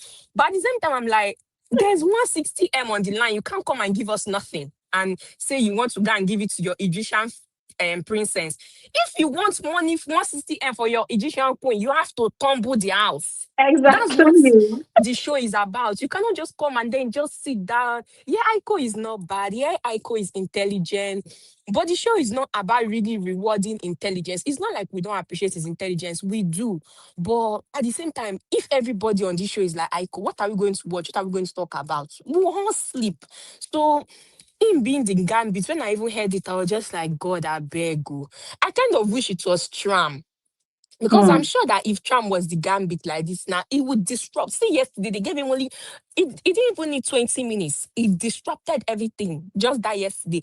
Since that Nomi has been shouting inside that house, finally Tram decided to give it to her for me. Because it's like everybody was scared of Nomi for some weird reason. I don't know what it is, but I just wish that they gave like the way they gave them a week to rest, I wish they gave the viewers a week to also like study their character.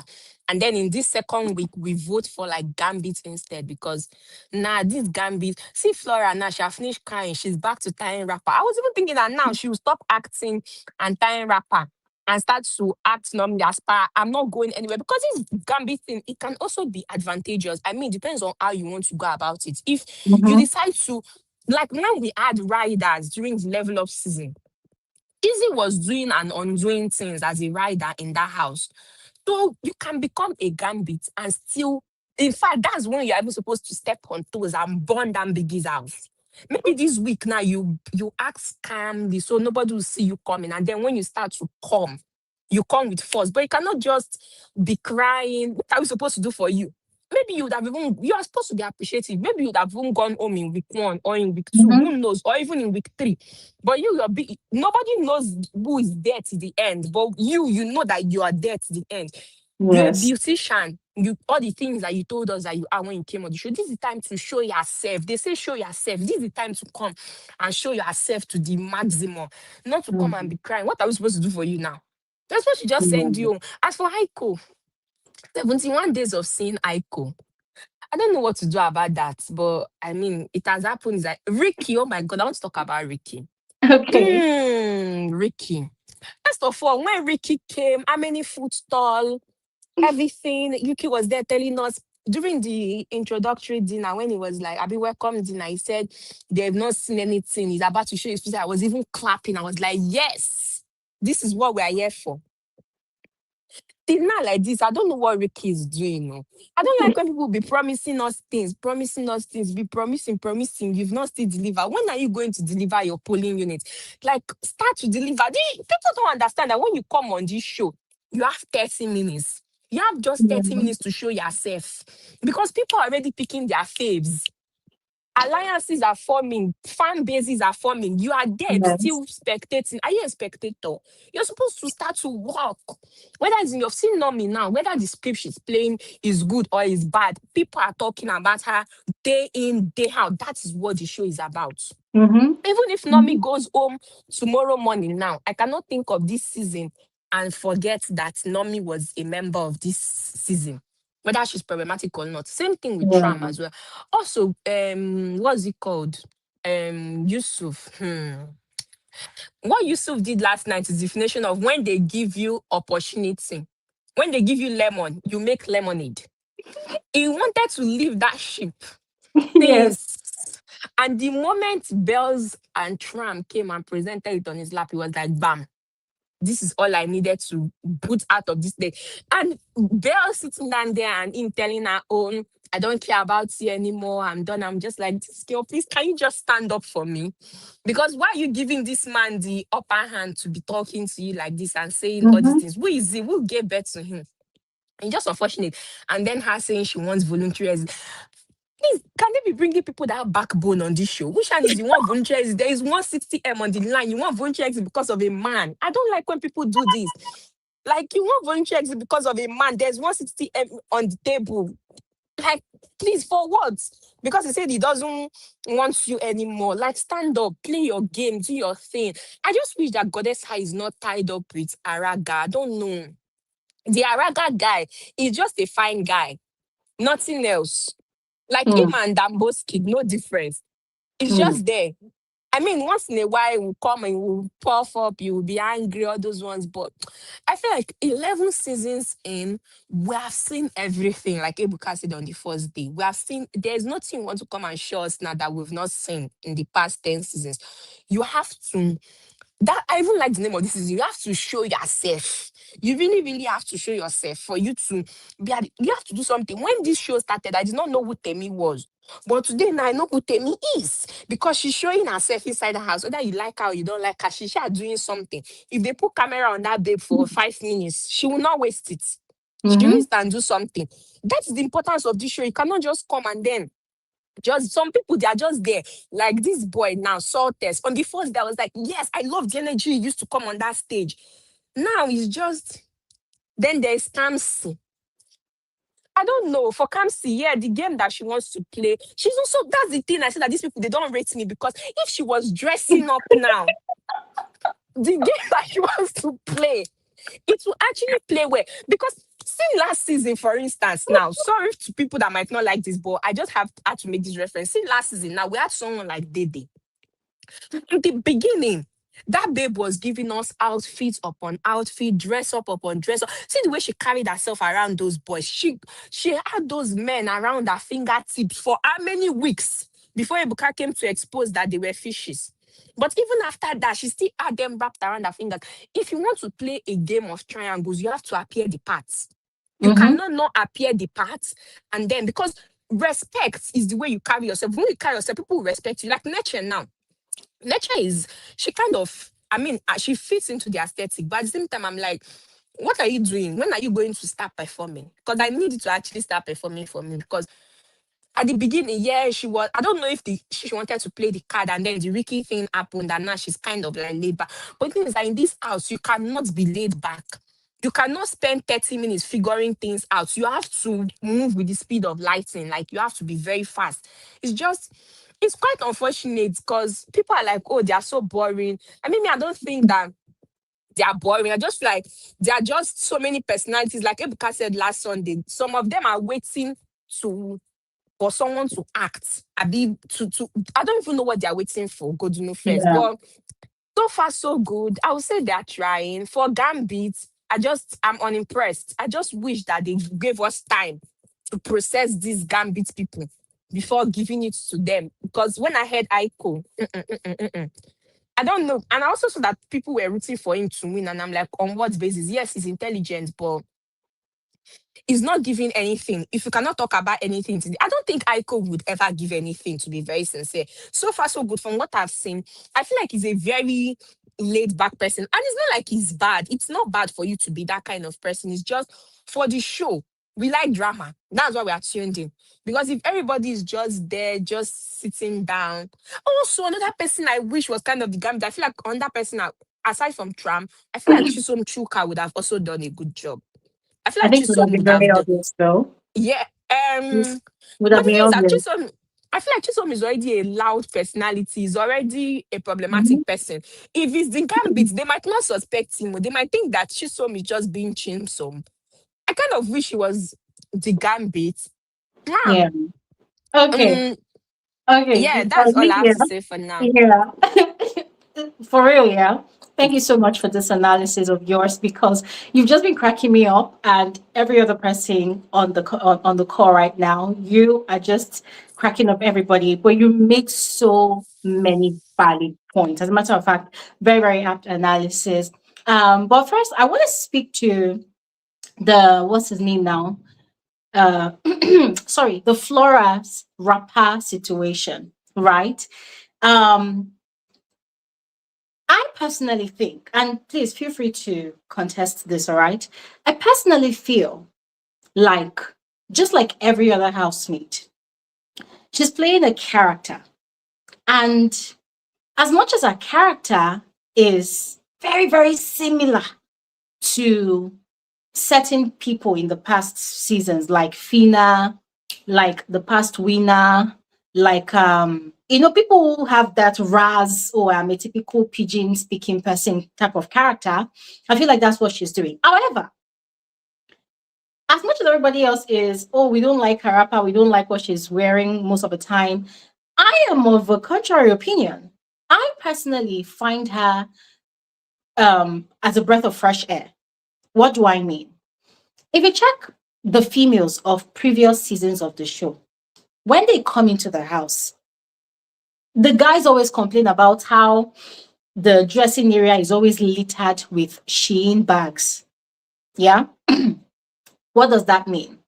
They've shopped. They've shopped and shopped and shopped and shopped and shopped. Some people are literally wearing new clothes every day, new clothes every day. You have to buy new wigs, expensive wigs, and they talk about how much their wigs cost. So a lot of times, most of the females who come on the show, they make it look like if you cannot spend millions upon millions in aesthetics, you cannot be in Big Brother's house. A lot of them talk about how much money they wasted. Some of them talk about how they borrowed money from people, friends, families, from banks. They go and do shopping upon shopping. This one will say, oh, my week cost 5 million, my week cost this one, my weeks cost that one. During the All-Star season, that was what was prevalent for most of the females. So a lot of times, it now becomes, instead of a contest for what brought them to the house, it now becomes a beauty contest. So most of the time, we find most of the females, they're just there doing fashion shows, wear makeup, show face card, blah, blah, blah. Oh, I'm too big for this, I'm too big for that. And they are not really giving us anything interesting, except jumping into ships or having some stupid quarrels that does not even make sense. Now, with the likes of Flora, I'm not saying every other female who spends money on their looks are not worth the time or day. I appreciate the effort. I want to see beautiful people on my screens. However, with Flora's aesthetic, I find it relatable somehow. All right. What I mean is, yes, she's a beautician. Everybody is expecting her to be doing makeup all the time. But if you look at the house, most of the girls do makeup all the time. So she's probably trying to be that one person that, hey, when it's time to switch things up and beautify other people and also beautify myself, I am there. So now she has proven herself that she's really a beautician. She has done it. She has shown everybody via the talent show they did last week, and her making up the likes of Neche and what's her name, Bells. She has done makeup for people. She has done makeup for herself as well. She's good at what she does. That's established.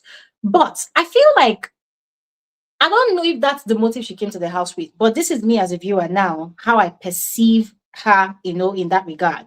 I feel like she's also trying to show that you can still be your ordinary self. You can still be your basic self and still give a show and still give entertainment and still give content. You don't have to break your bank to still be able to entertain viewers. That is how I am seeing it. And in a way, I'm also kind of impressed because we will all agree. I mean, if you don't want to agree, it's fine, but we will all agree that she's been consistent with this her rubbing white powder and tying wrapper aesthetics. She's been sort of consistent. Unlike Oyin, who sometimes struggles. You can tell that Oyin is really struggling with her character. And I cannot judge her entirely for it because on the day of the launcher, she actually said to Ebuka on the stage, when Ebuka asked her, what should we expect from you? She said, Ebuka, I am coming with 50 shades of strategies. She said it in her intro video and on the stage that she's coming to play different strategies. Now, the problem with Oyin's strategy is she promised 50 shades of strategies, but she's only giving one character, and that is the character of the previous winner. So now it's now making me question the promise that she made, that she can give 50 shades. Do you know what it means to give 50 shades of strategies? It means you can play the different strategies that different previous winners, or maybe you created yourself, that you can play all these multiple personalities and people will not be able to figure you out. But the moment she came into the house, we already figured her out. Why? Because she's already playing the previous winner's strategy. So that is how I see Flora, right? Some people might find it tiring. Oh, why tying wrapper all the time? But I also want to remind people that in Nigeria, a lot of women in especially the lower class, and this is not me trying to be classist or anything, but from where I grew up, from humble beginnings, this is how a lot of women chill in the evenings when they're about to go to bed. Once they are in the comfort of their home, in the comfort of their families, loved ones, what do? They just tie wrapper, especially when they shower and they want to chill. They just carry white dusting powder. They call it dusting powder. Put it under the armpits, put it on their neck, put it on their face, and they're chilling and the breeze is touching them, fresh air. So I feel like Flora is actually giving that. And because I've seen that before, I kind of find it refreshing because for me personally as a viewer, sometimes it can be tiring when a housemate always wants to look put together. I know that most of the things that these housemates do in the house is really performative. They're all performing. They're all acting out a script. They're all playing a character or multiple characters However, sometimes I long to just see a housemate that genuinely just, you know what, fuck it, you know. So, from all I have said, what do you think about that angle? Looking at Flora's character. Gloria, I think to an extent, yes, I agree. It can be refreshing. Yes, so many women growing up, that's how they chill, like just sit outside, just tie their wrapper and the powder thing and everything. But at the same time, where I'm coming from is that the angle I'm coming from is the fact that the reason why people gave her that gambit role is because of that. Because people are like, she's about to maybe act like them Fina, them Inisi, and then before you know, people will just hand her the 160M without Hmm. necessarily really standing out or doing like anything. And I also agree with the Onyi's part as well, because with Onyi as well, I'm trying to like, okay, what's going on here? Like, can you Yeah, sit one place so that I can figure out what you're about to give to me? Of course, you're not supposed to. Also, there's something you said I really agree with heavily. The part of coming to the show and then people will have to spend millions and millions. That's why Nomi will not allow us to hear. What do you have exactly. with your 2K wig? Exactly. I'm even waiting for Nomi to pull out her wigs because that packing gel is stressing me. So I'm waiting for her to pull out the wigs because she will not allow me to get. So the whole Yeah. I get that part heavily because people will go spend so much money, buy millions and millions and millions of naira of Oh my wigs. God, what's I mean, happening? can you hear me? Lydia. Oh yes, I can hear you now. Yeah, but please round up, all right? Thank you. I Okay, can yeah, hear I'm you. rounding up. So yeah, I agree with that part that not everybody has come on this show and show us like that you have the most extreme aesthetic. But at the same time, I feel like you can dress up here and there and still. I mean, Hmm. Flora is not. Also, the face card, something you also said I really heavily agree with. The part where people just come, I feel like that's the same thing that is going on with nature now. Just Yes. just being a fine babe. And then Hmm. next thing, you have so many fans. It happened with Victoria as well in the No Rules Guard Yes. season. You just Yeah. come, you're a fine babe and you're light skin. That's it.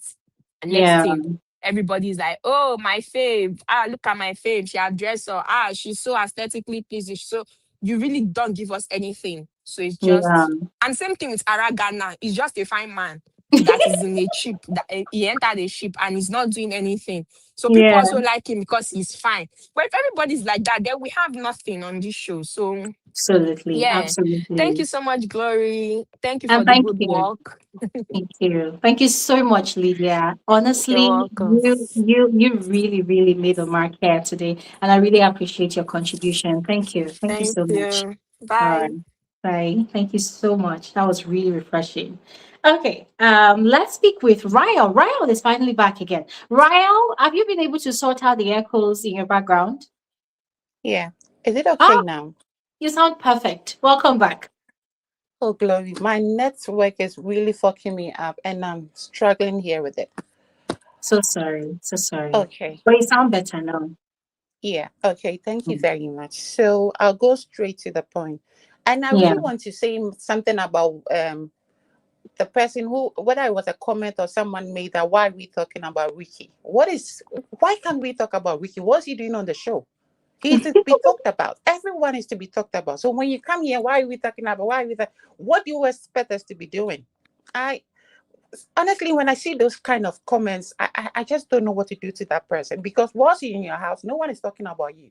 You're on the Mm-hmm. national television and we are supposed to talk about you because we subscribe to Absolutely. it. So what are you saying? So Mm-hmm. people just put those things back somewhere when you come here. Anyway, Absolutely. so I'm going for the gambit. Honestly, as I was saying, I feel very sorry for Flora. Mm. I just hope she could put herself back together, then maybe give us something. And I also Mm-hmm. agree with you with her wrapper tie and the powder thing. It's actually when I see it, it's really refreshing. I was like, oh my god, it always reminds me of my mom. Anytime I Mm-hmm. see her with the powder and with the wrapper and stuff, Mm. that's fine.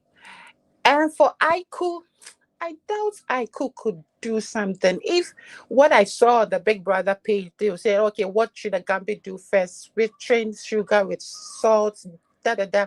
I doubt I could scatter a ship in the house. Mm. Glory, I doubt I could just go talk to someone. Oh, your bed did this. Don't do this. He said this. He said that. I doubt I could do that. If to be maybe switch something, spill something on someone's dress, or change something in the house, I think he'll be perfect in doing that. But to talk someone, or to scatter something, or to disrupt something, I doubt I could be able to do that in the house. Hmm. But anyway, we'll wait and see if I could do anything of being the gambit. Hmm. Then I'll move to Gigolo as um Wait, why do you think as this Flora girl will only say, calls him Gigolo. Gigolo? Why? That is Yusuf. You say Yusuf for going Jara? on a spree campaign, telling anyone about what has happened with the breakup with Bells. Does Yusuf have anything to do again in the house after being breaking up with Bells? Because honestly, I don't think he has a storyline in the house. Hmm. He's just there. Nothing. I think people started talking about him when he had this thing with Bells. So I don't know. But for me, I doubt that this breakup will happen, because he will still go back to Bells, because he has nothing doing in the house. There is no storyline. He has nothing to say. He has nothing to do. I don't see. He doesn't sit down to talk about strategy. I want to do this. I want to be doing that. It has always been chilling with Bells, and for his conversation doesn't make me like, and it doesn't excite me. Hmm. And I will also go to Nature. Nature obviously has become, I don't know, people wouldn't like it, but I will say it. Nature has become a furniture in the house, obviously. I agree. I Nature agree. is actually in the house doing nothing. Mm-hmm. She has no strategy. She doesn't gossip. She doesn't do anything. Just there. Hmm. And with a face card, for me, face card is not something I really much appreciate on the show. Give me something to talk about. Mm-hmm. You are beautiful. Then what else? What else is there to talk again? Give me something to talk about. Nature is not actually not giving me anything. Just there. She won't talk about anyone. She won't. Ricky, your situation with Ricky didn't work out. What else again? I find it when people are hyping her, nature, what? But you Nature know is that not that's doing what anything in fans the house do. for me. You know that's what fans do. The fans I'll are go just like to fake cards. Tram. I'm just making it a bit snappy for people to be able to talk. So I'll take Tram. For me, Tram's behavior or attitude on the show, I like it. And at some point too, it becomes irritating for me. It's like, boy, can you just calm down? Can you just shut up a bit? Let us see you for who you are. You talk too much. The bragging is too much. And I honestly, for me, I'm not happy with with how he went about with Bells and Yusuf's whole thing. It's for me, it was. I think it was. You're doing that, going to tell Yusuf that what was the gain in it? What were you expecting? After the okay, there's a breakup. What else? What next? Are you going for Bells? Or what else? Do you have something different in doing?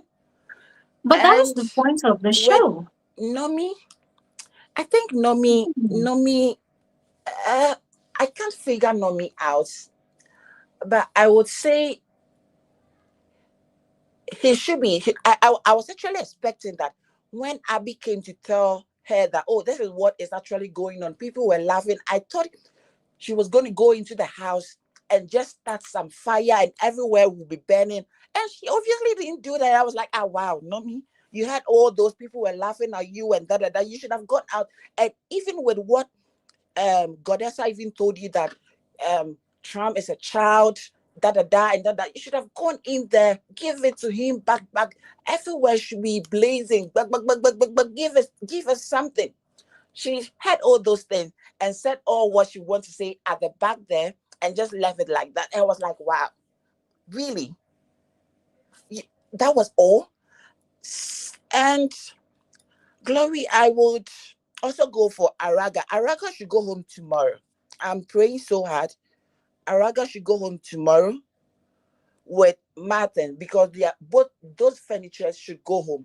We are tired of furniture. This is the 11th season. Give us something to talk about. Fine boy is not what we are here for. And for even Araga, I don't see him as a fine boy like that. He should just go home because I don't know. All right. Ricky, oh God. Glory, I love Ricky very much. But I don't know what Ricky is doing. Guy, give us something.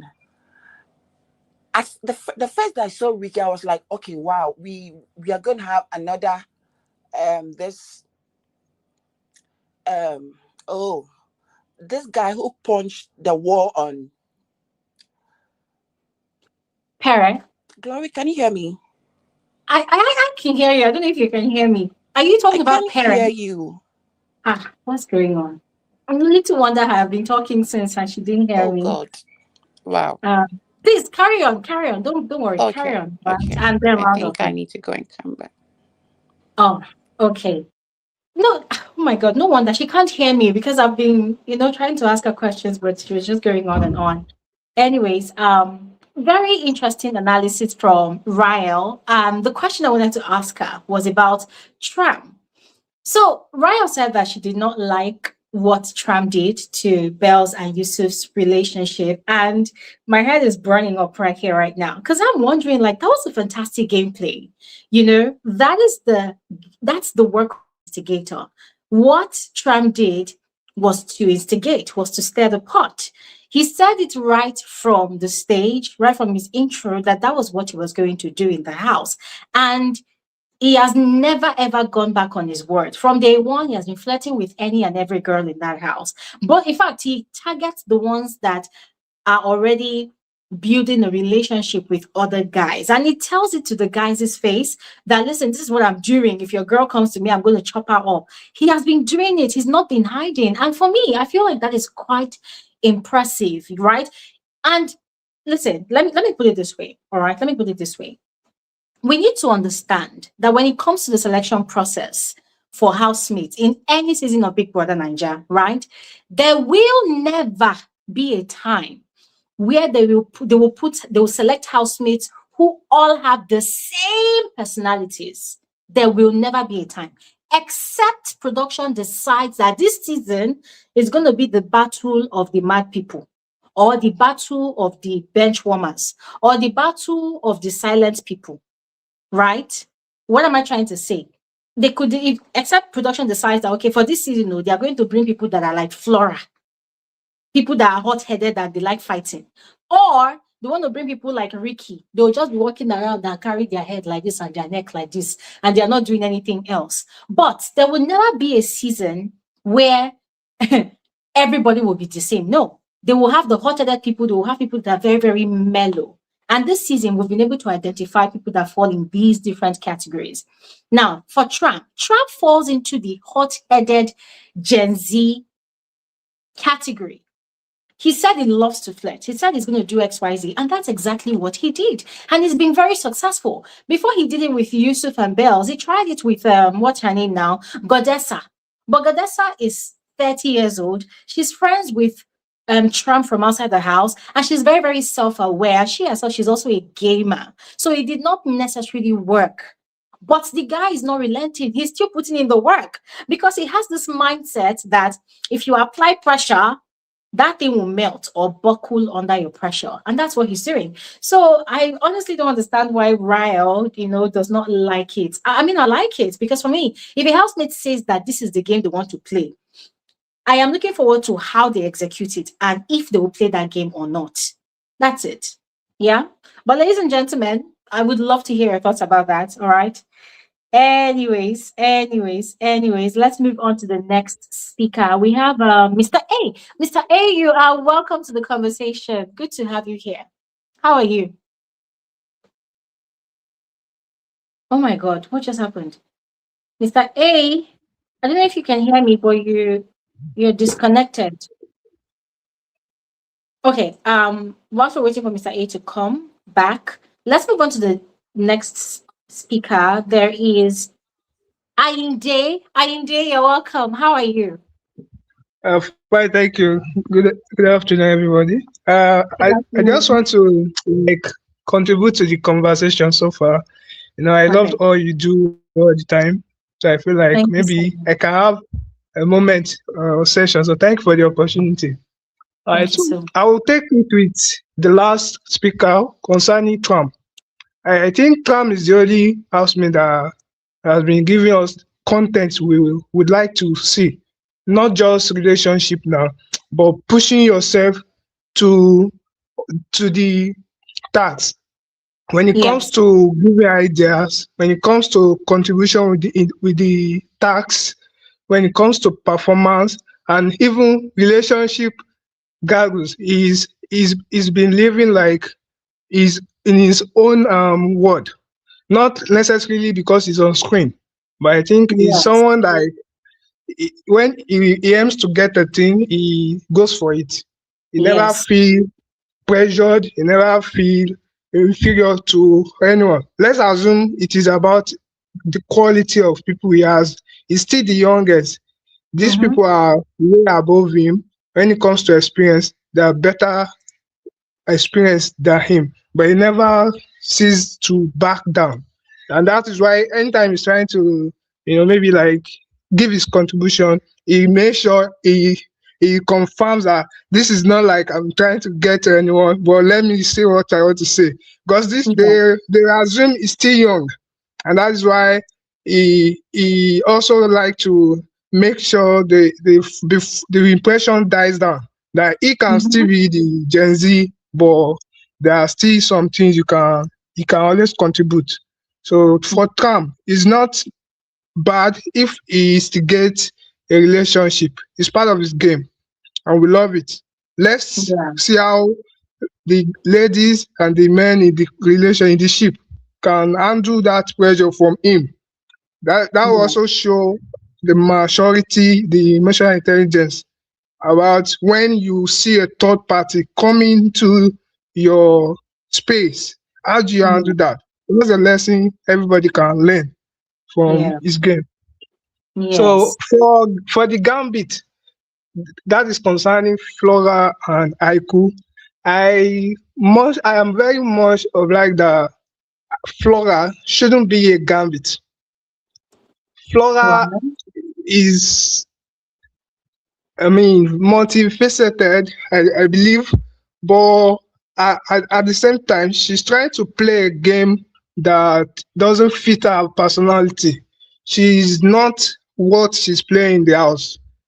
I'm very sure she's just doing this all the rapper part, the powder to give us Okay, content sorry. that Sorry. I must interject at this point with a question. My apologies, all right?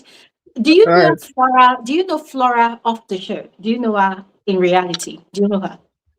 Okay, so in my own observation, I'm a good observant. So when I try to get the personality of someone, I don't just assume on the off shelf. I reach out to a lot of content. I mean about the person. So I know Flora. She isn't this type of localized outlier stuff like that. If you understand me clearly, she's giving us a content she assumed we would like, and that is playing to the older style, the one for Emisi, Fufina, and the others. So I want to say that's not our personality, so we won't be able to Okay. enjoy Yeah. her. So sorry. Sorry that I keep interjecting because Yes, we need to call a spade, right? yes, Um, when people come onto a show like this, a lot of them, of course, except you know them from Adam, except you know them outside the house, except you're friends with them, except you are their brother or their sister, except you're related with them. I feel like that is when you can confidently say that this is not their character or this is not their personality, right? But this is not even a complete 2 weeks yet that I personally, for instance, is experiencing these housemates. So I can say that, okay, they are acting like this, they are acting like that, but I cannot confidently, as you have done now, say that that is not their personality. If I say that the way you're saying it now, it means I know something everybody else does not know because I probably live with them or I have worked with them somewhere or I have had a relationship with them and I know who they are. So that's why I'm asking you again. And please answer yes or no. Do you know Flora in person? No, I don't in person. I don't All in right. All person. right. Thank you. But Thank you for that. Now, after I heard, the reason I'm asking that question, right? I'm not going to take your time. The reason I'm asking you that question is I think I need to make it clear to everybody that, you see, for every season of Big Brother, right? Every single person that walks into that house at some point in time, either on the first day of the show, or maybe in the first week or the second week or the third week, at some point in time, they will play a character that is not them. And we need to yes, establish that. That is a fact. They will amplify things or they will water down things. They will exaggerate conversations or they will dismiss conversations. They will yes, they will make things bigger than they see. They'll make mountains out of molehills. And why? Because the viewers expect them to perform. So look at Big yes, Brother House as a stage. It is a theater of madness. People will do the most just so that they are memorable, just so that the cameras captures their existence in that house. That is why that, there are certain housemates that us to do as we look at and we say that these ones are furnitures. Why do we call them furnitures? Because they are not really performing enough for yes, us to stand and give them a standing ovation, right? Yeah. So I'm saying all of this because I do not want us to look at any housemate and say that that is not their personality, except you know them. I don't want us to put it that way so that we do not create the impression in the mind of the voters that, oh, this one is not acting, this one is not being real. Because we can't say who is being real or who is not being real. For all we know, they are acting out a okay, script, they are playing strategies, they are playing their games. Why? Because it is a competition. There is fame to yeah, be won, there's popularity to be won, and there is ultimately money to be won. yes. So thanks for the observation on that. So what I'm trying to say is concerning her being the gambit. For sure, if she's playing to her game, not maybe from the previous style, she she must have copied. She would have done well as a gambit. Yeah. You agree with me if throughout the week she's only painting us with a white powder, a wrapper, we'll get tired for the 11 weeks to go or 10 weeks. That is exactly what I'm saying, that for her Mm. being the gambit, I don't see her as qualified. Even if Biggie would make a twist, a plot twist at the end of the day, maybe at the closer to the end of the show, he decides to give Gambit also an opportunity to win. But what if we have a thing or two to consider about who is going to give us content we love, even if only one person has to be the winner. Where in previous seasons, we've seen some outstanding housemates who have done well, but because only one winner needs to emerge. They Mm. they stayed as runner up, they stayed as final list. So that's why I'm saying that for Gambit, we have given her a role. I assume she won't be able to play to our expectation. That's what I'm saying.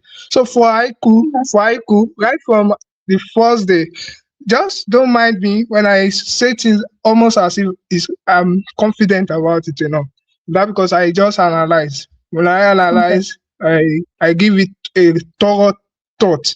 Okay. Just as I said, Biggie might think of making a twist. It is possible. We've Mm-hmm. It's just a gambit this time, but we've had it in previous seasons. Look at Keivo. He got a ticket to the final, at 2 weeks before the final week. You can say it's almost like a gambit too. What if we had It's gone not on the to win? same though. It's not the same though. It's No, not like this time, there's no similarity at all. no, It's just a twist. this time it's a twist. That's what I'm saying. Yeah. Capable Yeah. would have gone on to win if he had the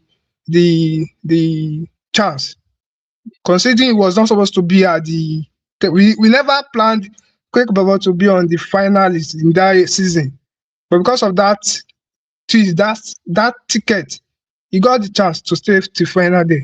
So that's what I'm saying for Gambit. For Aiku, I'll assume he needs to come out for us. He's my favorite, but I want more. I want more Aiku. I want that first night Aiku, the one that keeps us glued to the screen. So that's all I have to say. Thank you. Thank you. Thank you so much, Ainde. Thank you so much. And I really appreciate you for taking the feedback positively. Thank you so much. I really appreciate that. Thank you. You're welcome. Okay. Yeah. All right. Yeah. Let's speak to David. David, you are welcome to the conversation. How are you, our celebrity? Hi, Glory. Thanks for having me. Yeah. Oh, what a day. The show has been great. I don't even know where to start from. Maybe I should start from what the last speaker was talking about, then we can go to your questions in the beginning of the show. I ask myself this question every time I look at a screen is, am I seeing any new strategy? Am I seeing any groundbreaking, brand new strategy? Or am I seeing an upgrade of a previous strategy? Am I seeing someone who came to the show with a similar strategy but tweaked it, right? It doesn't have to be the same thing, right? Because eventually people will get fed up. This is season 11, right? So it gets to a point where people are like, we've seen this before. Yes. And that's number one. Number two, let's talk about the gambits, because this is one of your things from the beginning. Are we happy with Aiku? And you specifically mentioned Aiku, right? Yes. Aiku and Flora, right? And what is Big Brother going to do with Flora when it comes to, has she given a kind of hint that she is the gambits, right? Or one of the gambits? Because we know that the two gambits do not know themselves, right? We know that the two of them don't know that the other person exists as a gambit. Yes. Well, you don't know something if you don't know the usefulness of that thing, right? So the question is, what is a gambit? And if you do a search, has there ever been a gambit in the Big Brother Bigiverse, right? Is just not just Nigeria now, right? Is there Big Brother anywhere that they've used the gambit, right? Well, the gambit itself is from chess, playing chess, right? It's a strategy in chess where you in the beginning of the game, the very early part of the game, you intentionally sacrifice either a pawn, one of your less studious chess players, chess on the chessboard, and then it gives you an advantage later on in the game, either by time, which is tempo, or by actually maneuvers. It gives you freedom to make some moves you would not have done if you did not sacrifice that gambit, right? If you didn't make the gambit, right? And there's always that issue of choice. You can decide not to do that or not. And all of that is because, remember, in a game of chess, you are playing against someone else, right? So the someone else is your opponent. So you're trying to gain an advantage, right? So who is Big Brother playing up against by introducing the gambits? The audience. There are two people here, the audience, which is us, we talking here now, and the other housemates that are not the gambits, right? Sure. Now, if you say that and if you really know a little bit about what the gambit is, right, there should be some reward for the gambits, right? So the reward in this case, he has alluded of time that you get all the way to because you're sacrificing something. And what are they sacrificing? $160 million. That's what a gambit is. Now, what is the reaction of the opponents? So we are reacting now to it. This is part of and this is what Big Brother wants. The reaction to drive traffic. for profit making. It's a business, right? Of People course. are going to talk about the gambit. Did he choose the right person? Did he not choose the right person? And that's what's happening. And hey, it's a strategy. I don't think they'll use this next season because you got to keep evolving over time, right? So let's enjoy it while it lasts. My real problem though with the gambit, and I said this like last week, was I think it was damn too early. I know you sacrificed the gambit early in the game, but there were two ways of doing this. It's either Big Brother did it himself, just chose the gambits without involving the audience to choose the gambits, right? After all, remember Pere and Maria, Big Brother chose them as fake housemates to begin with, right? And what's the name? There are people that Big Brother has chosen as fake housemates, right? Big Brother could have chosen 22 people, and then 2 people, it gives them the role as Gambit from the beginning, and we're not involved at all, right? So Big Brother drew us into this. We, the opponents, right? We are involved in this now. We are in partnership with Big Brother in choosing the Gambit.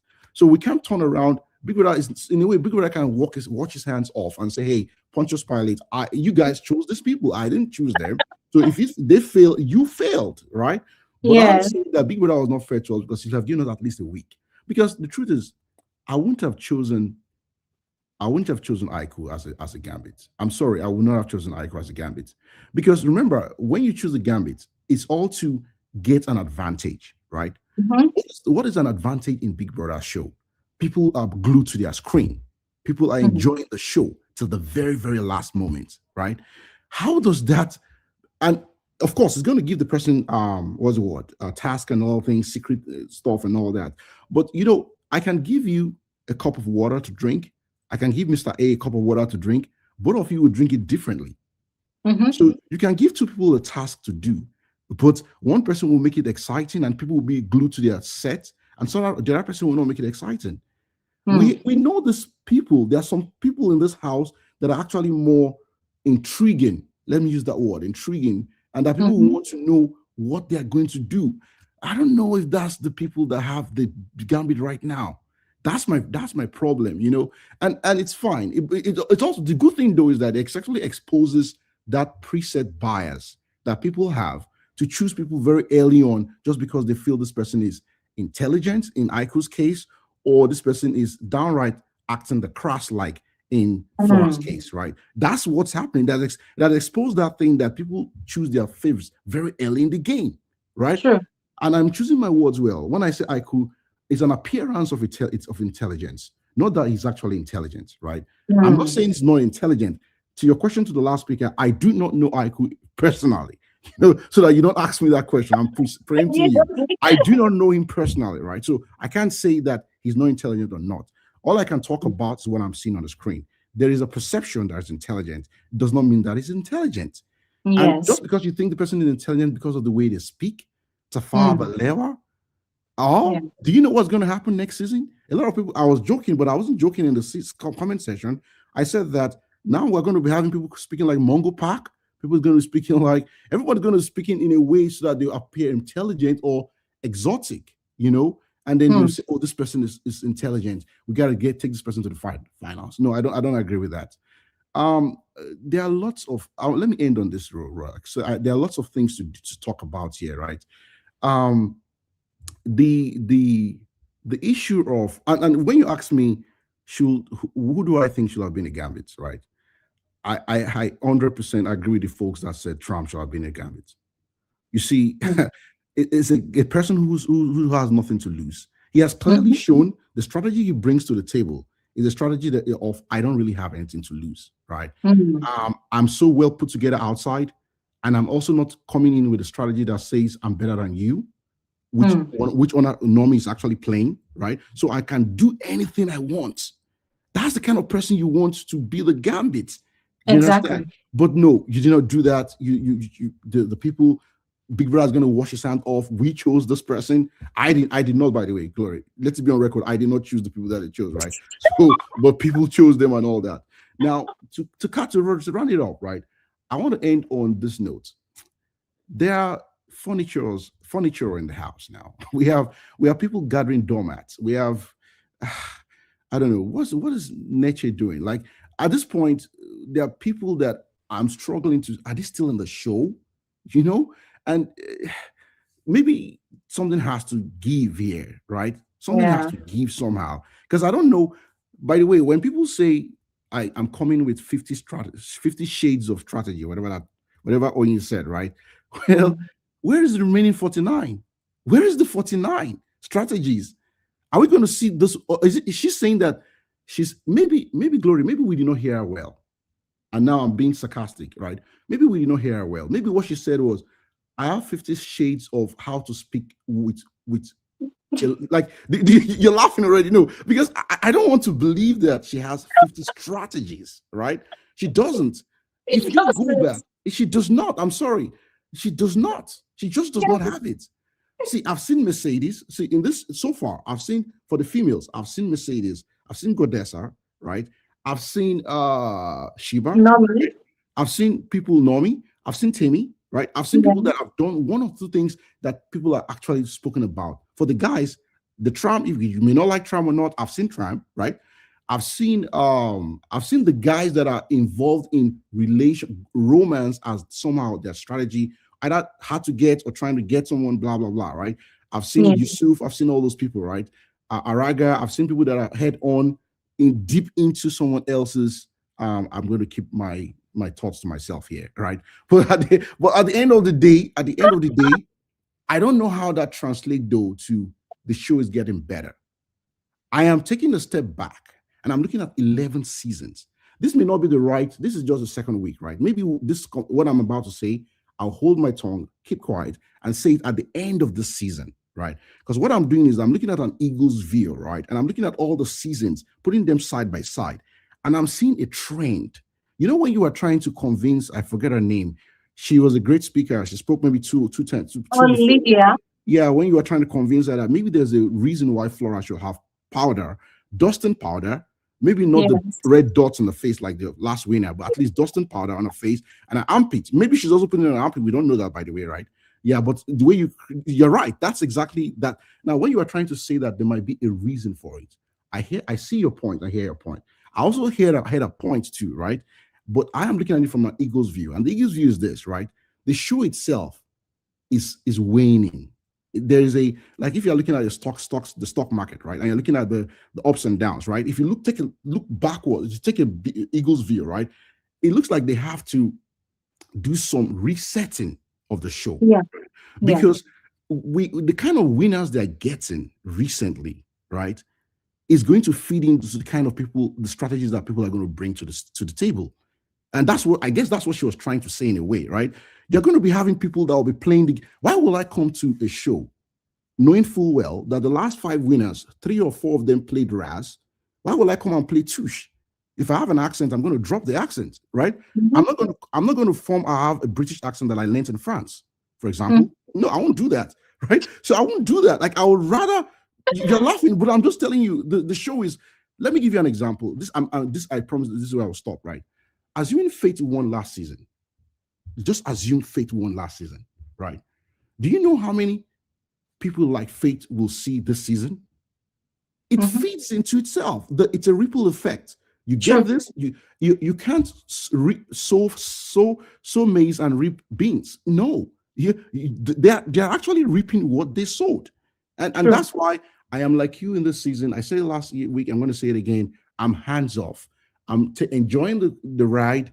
I'm almost like a Ricky, a Ricky on the outside, right? The guy who promised but is not delivering, actually, one of the housemates, right? I'm just going to be hands off and I'm just going to see what happens. I'm done. Absolutely. You know what, David? That was just really spot on. And I totally agree with you, because for the 11th season, I was expecting what my mind could not even fathom, right?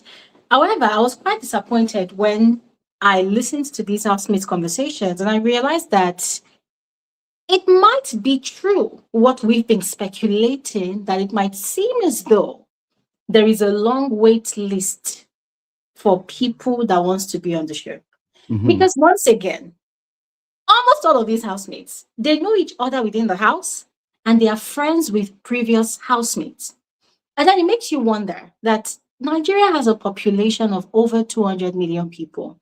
As a matter of fact, we don't even know the actual population. Oh, we don't. Right? We're just deceiving ourselves. We don't. We're probably when more you than say that. when you say 200, you have to say 200 million people 20 years ago, because that's the You last time see, they did a census, right? So it's probably you 240 see. or 250 right now, right? Exactly. We're so many. So 24 people, some coming from diaspora. And then it makes you wonder, so are these the only people that auditioned? Was there even an audition, right? But I'm not trying to put production, on Yeah. the chopping block, right? No, But my we don't. point Yeah. is, these people talk about how ex-housemates who are friends with them advised them on what to do when they come on the show. And production is aware of this. So why? Why do they keep on bringing the same material? It's like bringing the same material and trying to get a different result. You're showing the same style, but you're trying to get a different result. It doesn't make sense, But then my question to you anyways is this. Do you think that just like the Shine Your Eye season where Big Brother brought his 2 wild cards, do you think they should have also brought in the 2 gambits instead of leaving that power to the viewers, or that presumed power? Because to be honest, I'm not even sure if really it was the viewer's choice that was finally selected, right? But do you think that production should have just brought in the gambits themselves, people with more experience on how to really play this game? Because in my opinion, I think Maria and Perry were the perfect selections for the wild card. They were more experienced. You could tell that their game was completely different from every other season, what we've been experiencing from every other 100%. season of Big Brother. 100%. Yes, you're actually spot on. So I agree with you 100. The answer to your question is yes. That's a short answer, is that they should have brought them in. At least, let me joke here, right? At least we'll have been spared Flora's tears, right? Because if you know you are a gambit from the outset, right, you will not need to cry, because you'll have done your crying outside the show, right? And you will have your expectations already made out for you. It will be cut out for you, right? So you will know what to expect and what not to expect, right? You will know you will not win the money, but you'll be there, but you can stay all the way to the end. You will have that information, but we, the audience, will have been spared that trauma of, is this really what we chose, right? And I think it's actually but the biggest strength in the question and why that supports that yes is this: they should have brought people that are more mentally, emotionally, psychologically stable, mature people that play the game. Like you said, Perry and Maria were different breed, right? Assuming in that season, imagine if Angel or White Money or Saga or Nini were the ones that they chose, and they chose them during the thing as people that may not get. It would be awful, right? So the thing is, I don't know, because I don't know, maybe it's the case of Big Brother Naija is not ripe to that point yet. Maybe the show itself. But when you say something is not ripe to that point, who determines if it's ripe or not? It's the audience. So maybe the audience is not ripe to that fact. That's that part yet. Remember, have you seen a villain, if someone who's bad, who plays a bad role, win in Big Brother Naija? No, you've not. There are seasons outside, there are places there are other countries in the world where you can play that kind of role and actually win. But in an overtly religious, overtly tribal country, right, you cannot win like that. They're going to bring you down somehow, right? So it's still, see, you redefined the definition of stupidity, which is doing the same thing and expecting a different result, right? So if they keep bringing people from the same pool, and you're right, they keep saying it. They're not supposed to say this, by the way. We're not supposed to know this, but they keep dropping hints, and that's because it's absolutely true, right? And then we're having the same people. It's your greatest strength, your greatest point when you spoke to that other lady. I'll end on this, right? Your greatest point when you spoke to that lady was when you said that the amount of money that these people invest, especially the females, right? What they need to buy, the Shein's bags, who knows, maybe they have a hermit's bag, what they have to get, right? You're laughing, maybe what they have to go shop in Dubai, go to Abu Dhabi, right? Just to be sure, just to measure up. Talk to Mercy Ike, talk to other people that have won the show, rub minds with Maria, like talk to these people before they even come to the show, right? So after doing all that, you still have someone coming, and the pastor prayed for that person for 5 years, and they even had to do a BBL, but they forgot to do a facelift. So you walked on your neck down, right? And I'm just saying that there is again, I'm joking, but I'm not joking, right? So there's a lot of things that goes into the preparation for this show. I just feel the show needs to evolve to a place where it's more open. That's all I'm asking for, right?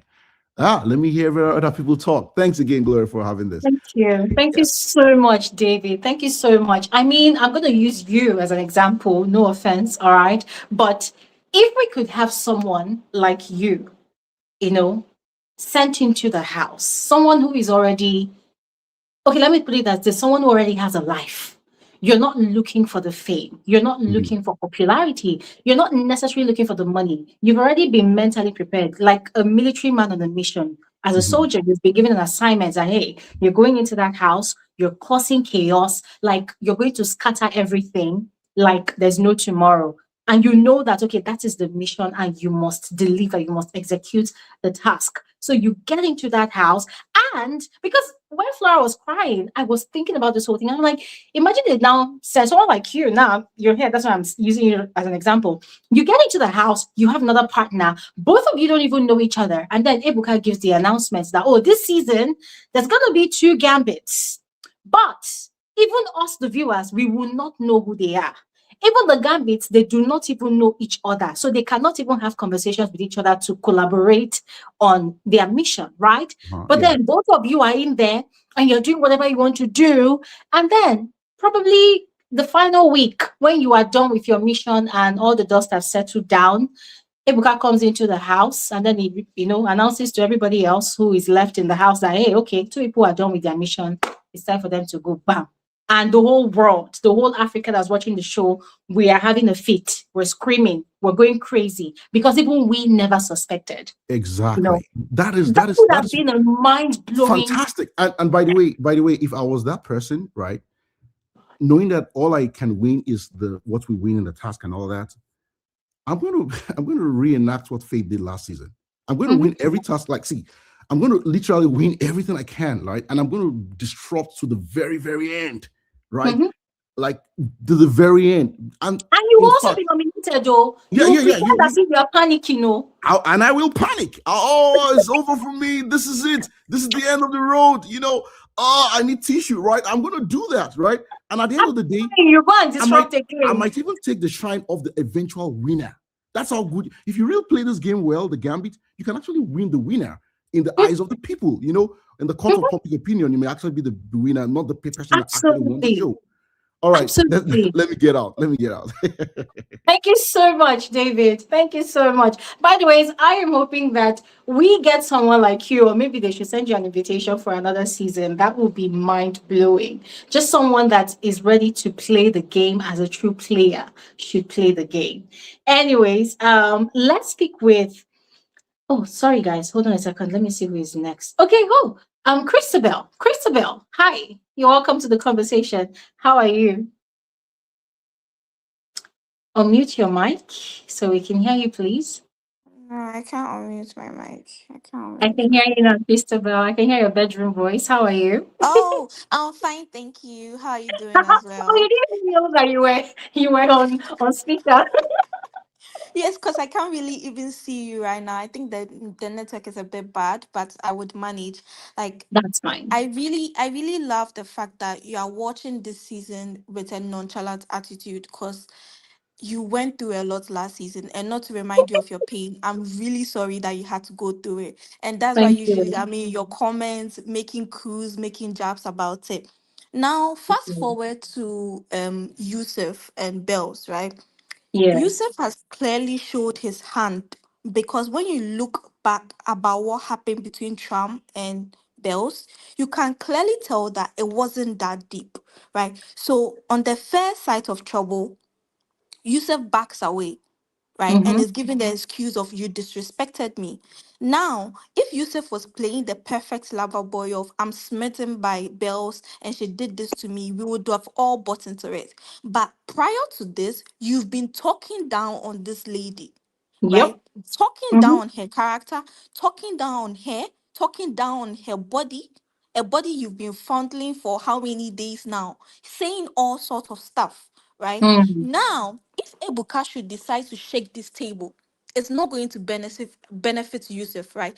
Usually I Mhm. like to um watch comments, listen to comments. Right now, Bells is gaining way more than Yusuf, right? Mhm. Bells is gaining way more than Yusuf. And the reason why I'm saying that is if Ebuka should come and I in quote say that, okay, Yusuf, um, you've been having conversations with people and you've been saying various things about Bells. Why haven't you had this particular conversation with Bells?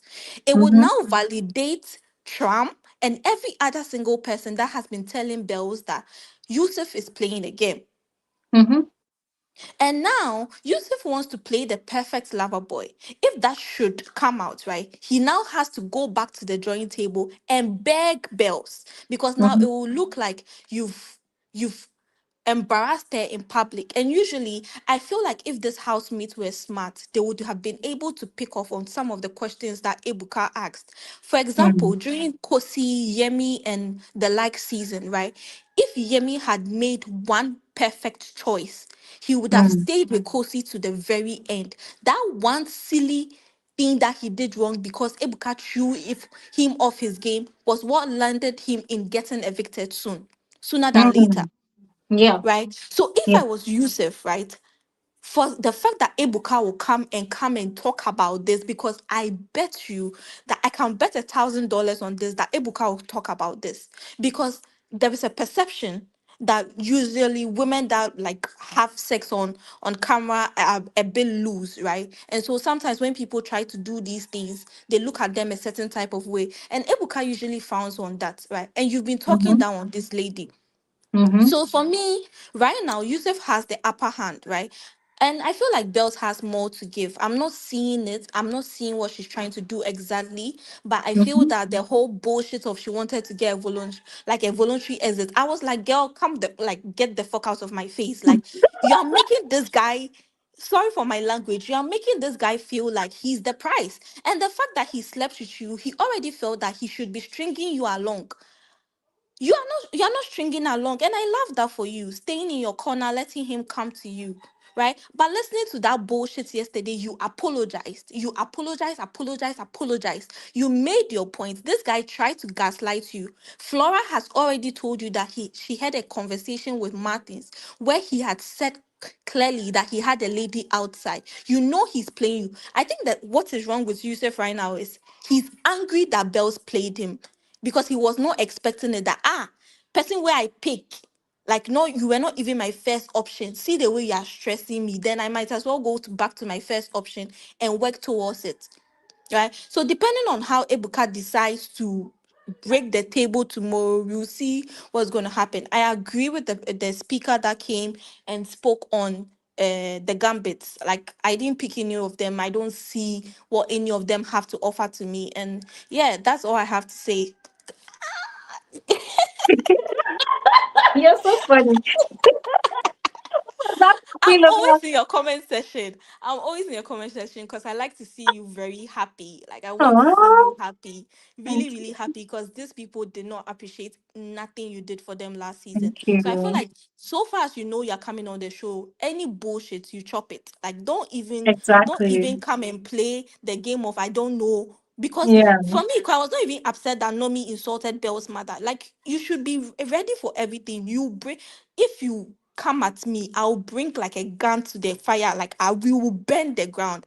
But I Yeah. feel like Nomi, I like Nomi, right? But her bitterness is too much. Like, if she could tone it down, it would help her because she's playing a good game. Like, I like that girl, the way she speaks, the way she's trying to play the game of victim and like people don't really like her. It's a good game, right? Hmm. But the fact that every single minute somebody talks down on you and you are insulting the parents, this Nigerian public, they get triggered easily. They don't know it's a show, right? So they get emotional very quickly. They don't know what led to what. In fact, with the Bells and Nomi situation, it was because Nomi was now talking. So it now made it look like Bells did not say much. And I really applaud her self control. And so I'm really angry with the fact that for somebody to have that level of self control to deal with Nomi, you are coming here to lower yourself for a guy like Yusuf. Tomorrow you go meet Ebuka. He will meet Ebuka on the show. Yeah, and Yeah. his You name know what will you said, change. yeah? Mm-hmm. About Nomi, I feel like what a lot of people are not really seeing about Nomi is the fact that she's actually, because she's doing it already, she's actually reenacting Cece's script from the Double Exactly. Wahala season. And let me tell you something, yeah? When Cece played that game, Hmm. she did not necessarily get the not like the repercussions you will get on a normal day in society when you say certain things or do Mm-hmm. certain things. Yeah. Mm-hmm. City Mm-hmm. did not get repercussions. And then she came for All Stars, also tried to do what she did many years ago.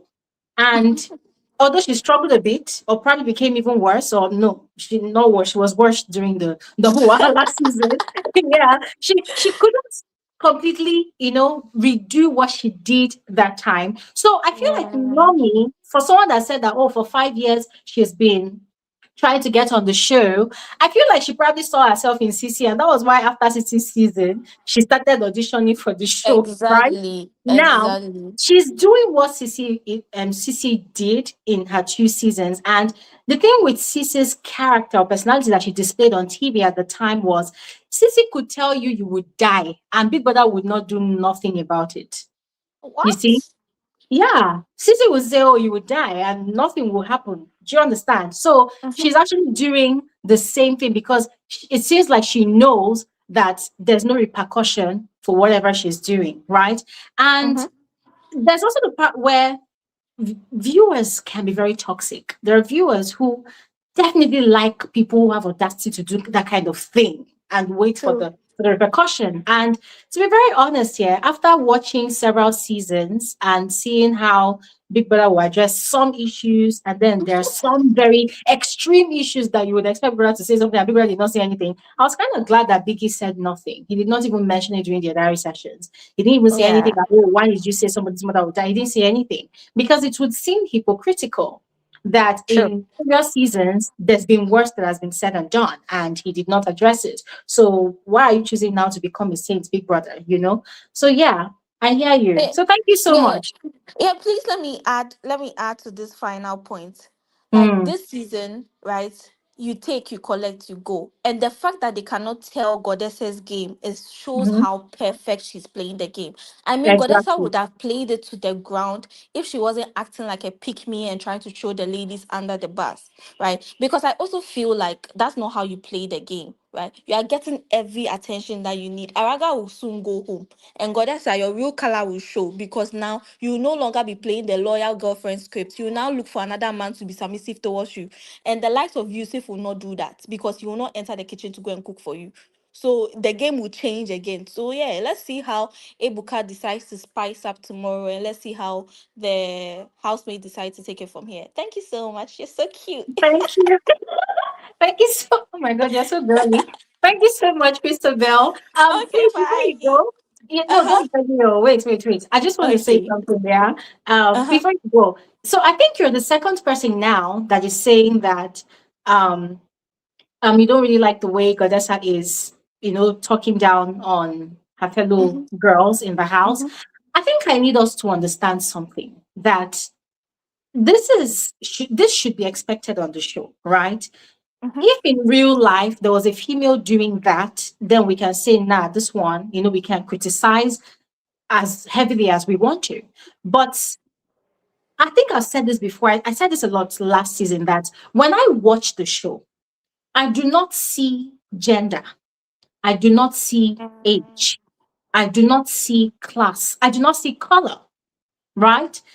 And the Mm-hmm. reason I am blind to all of these things is because we all need to accept the fact that all these individuals are all um, competitors.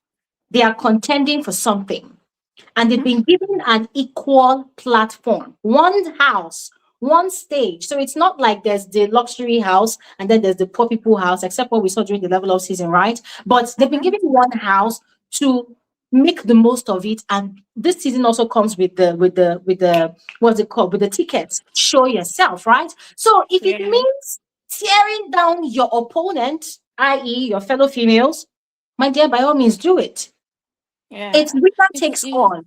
At the you end of the can't win day, something. if you expect Godessa to be a girl's girl and be defending all the girls, right? So imagine if another girl now wins the money, are they going to share the money with Godessa? Absolutely not.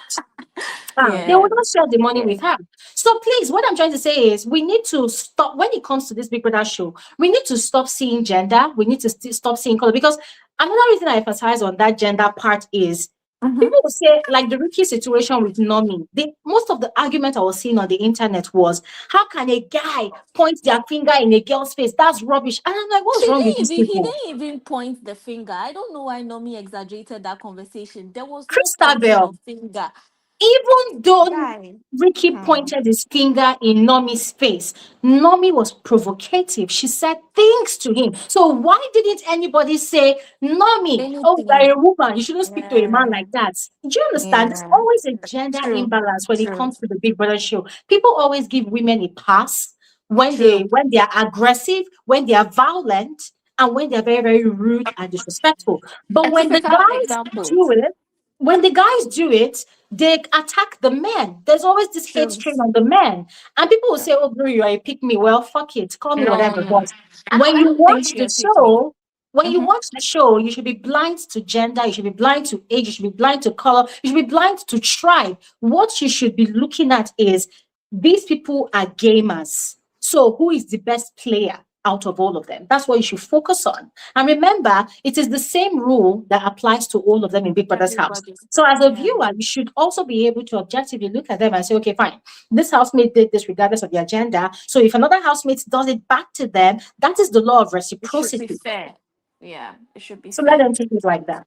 All right? Yeah, I mean, anybody that comes to Big Brother's house, I don't take them as a saint. And at the Mhm, beginning, when he had said that, and that is what made me even decide because so far as you're coming to Big Brother's house, it's not like you're the first season. We've had 10 seasons, so you know the consequences of every single action that has been mhm, taken on the show. Those who played the villains card, those who played the poverty card, those who played mhm. the ras card, every single card, you've seen it. You've seen the midday and bright, how long it lasted. You've seen everything. So far as you've come here, you can't say Jack, and that should be it. I love you. Exactly. Bye. Thank you so much. Thank you so much. Thank you. Thank you so much. All right. Let's speak with Ovi Man. Mr. Ovi Man, you're welcome. You're welcome to the conversation. Hello, Glory. Yes, hi. I can hear you. You're welcome. Yes, greetings to you, Glory. Long time. You left us on the political highway, and you ran away. Absolutely. No, I You did ran. not run away. I was down. I was down and out. I was really sick, but I'm Oh, glad okay, I'm okay, better okay. now. Yeah. All right, no problem. It's good to see you, and thank God that you're Thank better. you. Thank you, And sir. hopefully, and is it probably, and hopefully, we'll see you soon on the other side too. You know. Yeah. Yes, sir. Yeah, yeah. But well, it's a good thing. I'm seeing the show has started. You know, people. The thing I just wanted to say is that I think I've been watching in the background, but not. I won't say like very like I'm following. I'm watching every day or watching like every time. Huh? But Hmm. one thing I can say is that I think the Nomi. I think I've seen her. And sometimes you don't know what the fans want, to be honest. You know, these fans, they talk, like if it's boring, everybody's crying. If Nomi is doing something, you'll see them, vibrating all over the place. Mm-hmm. So what exactly in fact, I was going to ask you, Glory, what exactly do the fans want? Is it like they want the housemates to be, to give them drama, but not too much drama? Is it like, because I don't understand what they want. Because if you're seeing the whole thing as entertainment, what and the housemates are being told to entertain, what exactly do you want them to do? What I mean is, yeah, you can talk about what they're doing, but not to be too emotional about it. Mm-hmm. Mm-hmm. That's how I see some of the things. Yeah. And what's the name? Is it Abby? The The Abby and married Oyin. one. Yes, she's married. Yeah. I don't know why but it's okay. If they feel like married people can go on the show, that's left for Abby and her husband. I think it's not so.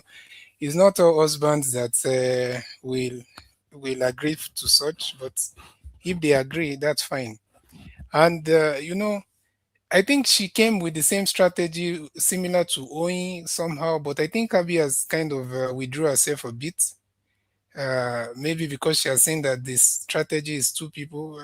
This thing of this streets, like is it the streets and behaving like and also trying to behave like the other lady says she's from Shagamu or something like that. Yes, I had Oyin. I heard her saying it, that she's from Shagamu, so it means that she's trying to to show that I think it's similar to the script of what's the name of the lady that won? The previous winner, yeah. Yes, the previous winner.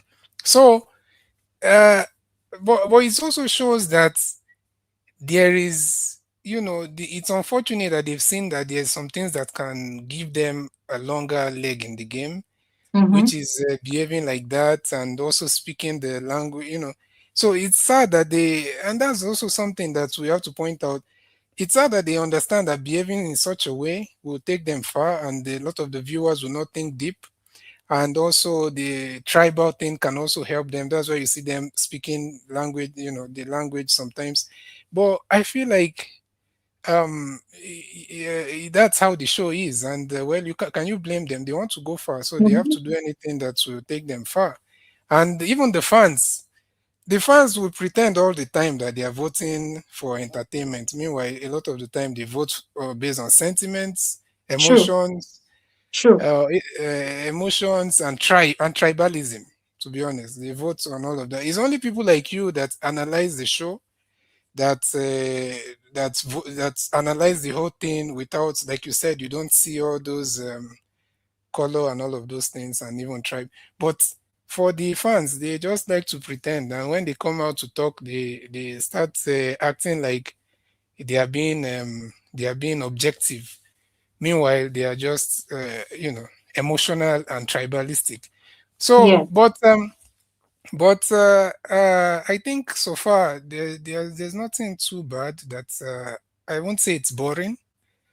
I don't think it is, but I just feel like people should be more open-minded. And before, let me ask you, Glory, like this thing of, is there like anybody, or do you feel like there's a large percentage of the fans that want to see these people getting intimate, like in the night? And because sometimes I feel like there are some things that are not necessary, and you feel like the housemates are doing it intentionally, or it's just natural for them? I think, should I go ahead? Yes. So I think it's 80% what they know that the fans want, and the statistics are very high. If you look at the earlier seasons of the show, the ones who got intimate on the show, they are very successful. They were very much celebrated. Beginning with was it Bisola? They said she was doing freaky things with the guy, the team called Tony. She was very much celebrated. She's successful today. There's Erica with Kidwaya. These people were literally giving us X-rated movies. But the moment she got disqualified, she was celebrated as a hero, a hero. And the list goes on, right? The one person that it did not really benefit was Daniela. That she and that guy, well, I can't remember the guy's name, they really overdid it. It did not work out for them, right? And I think, I don't know if it's aesthetics that made it not work out for them, because aesthetics also has a huge role to play, right? And also, there was something David said when he was speaking, that the show is waning out. People are losing interest in the show. If you look at it properly, people are losing their thirst for the show. People are growing up, right?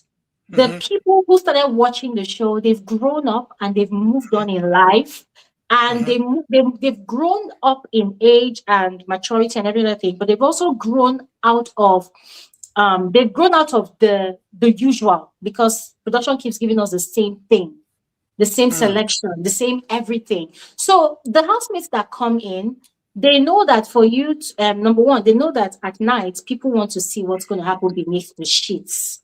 So you have to give people what to talk about. So they do that. And also, they know that there's that portion of the viewership that loves shipping. They love the couples. So they want to give that kind of content because they believe that that is like one of the biggest and most recognized strategies of the show. So sometimes some of these housemates, they genuinely like each other, but most of the time it's because they want to give the viewers what they think the viewers would love to see. Because if you think about it, how many of these people come out of the house and they end up dating seriously and maybe doing something serious about their lives? They are not Yeah, much. They yeah, are not yeah. much. Yeah. You're right, Glory. In fact, because I was wondering, I feel like sometimes how I don't understand the what kind of connection will make someone just feel so comfortable to get intimate, physically intimate with someone within, is it 1 week or two, and they are doing it. So I was thinking maybe that should be like a strategy, or is it that some people are just naturally like that? But Mm. anyway, I feel like it's not so much necessary, and there would have been a breath of fresh air on the show. There's something that they should have they should really promote, which I think it almost happened last season with the Fate, Dr. Fate. So Mm-hmm. I feel like the thing of also highlighting these people that are very intellectual and Mm-hmm. that can put their mind to the game, and at the same time they can entertain because they can you know and I think the man was like that. And the excuse that they used to disqualify him was not an excuse that should be. I'm not trying to go back to all those stories, but I feel like the excuse was not. It's something that they would have looked the other way for a lot of people Mm-hmm. because of But unfortunately, they missed that chance, and this whole thing of because people might lose interest because if the whole thing is just one way, and there's just a formula for it, and if it's just the same thing they're pushing, yeah, I agree that there might be some people losing interest. I think this week I saw Peter of P Square trending more than even the show Yeah, everywhere. true. Yeah, I was seeing Peter True. P Square everywhere.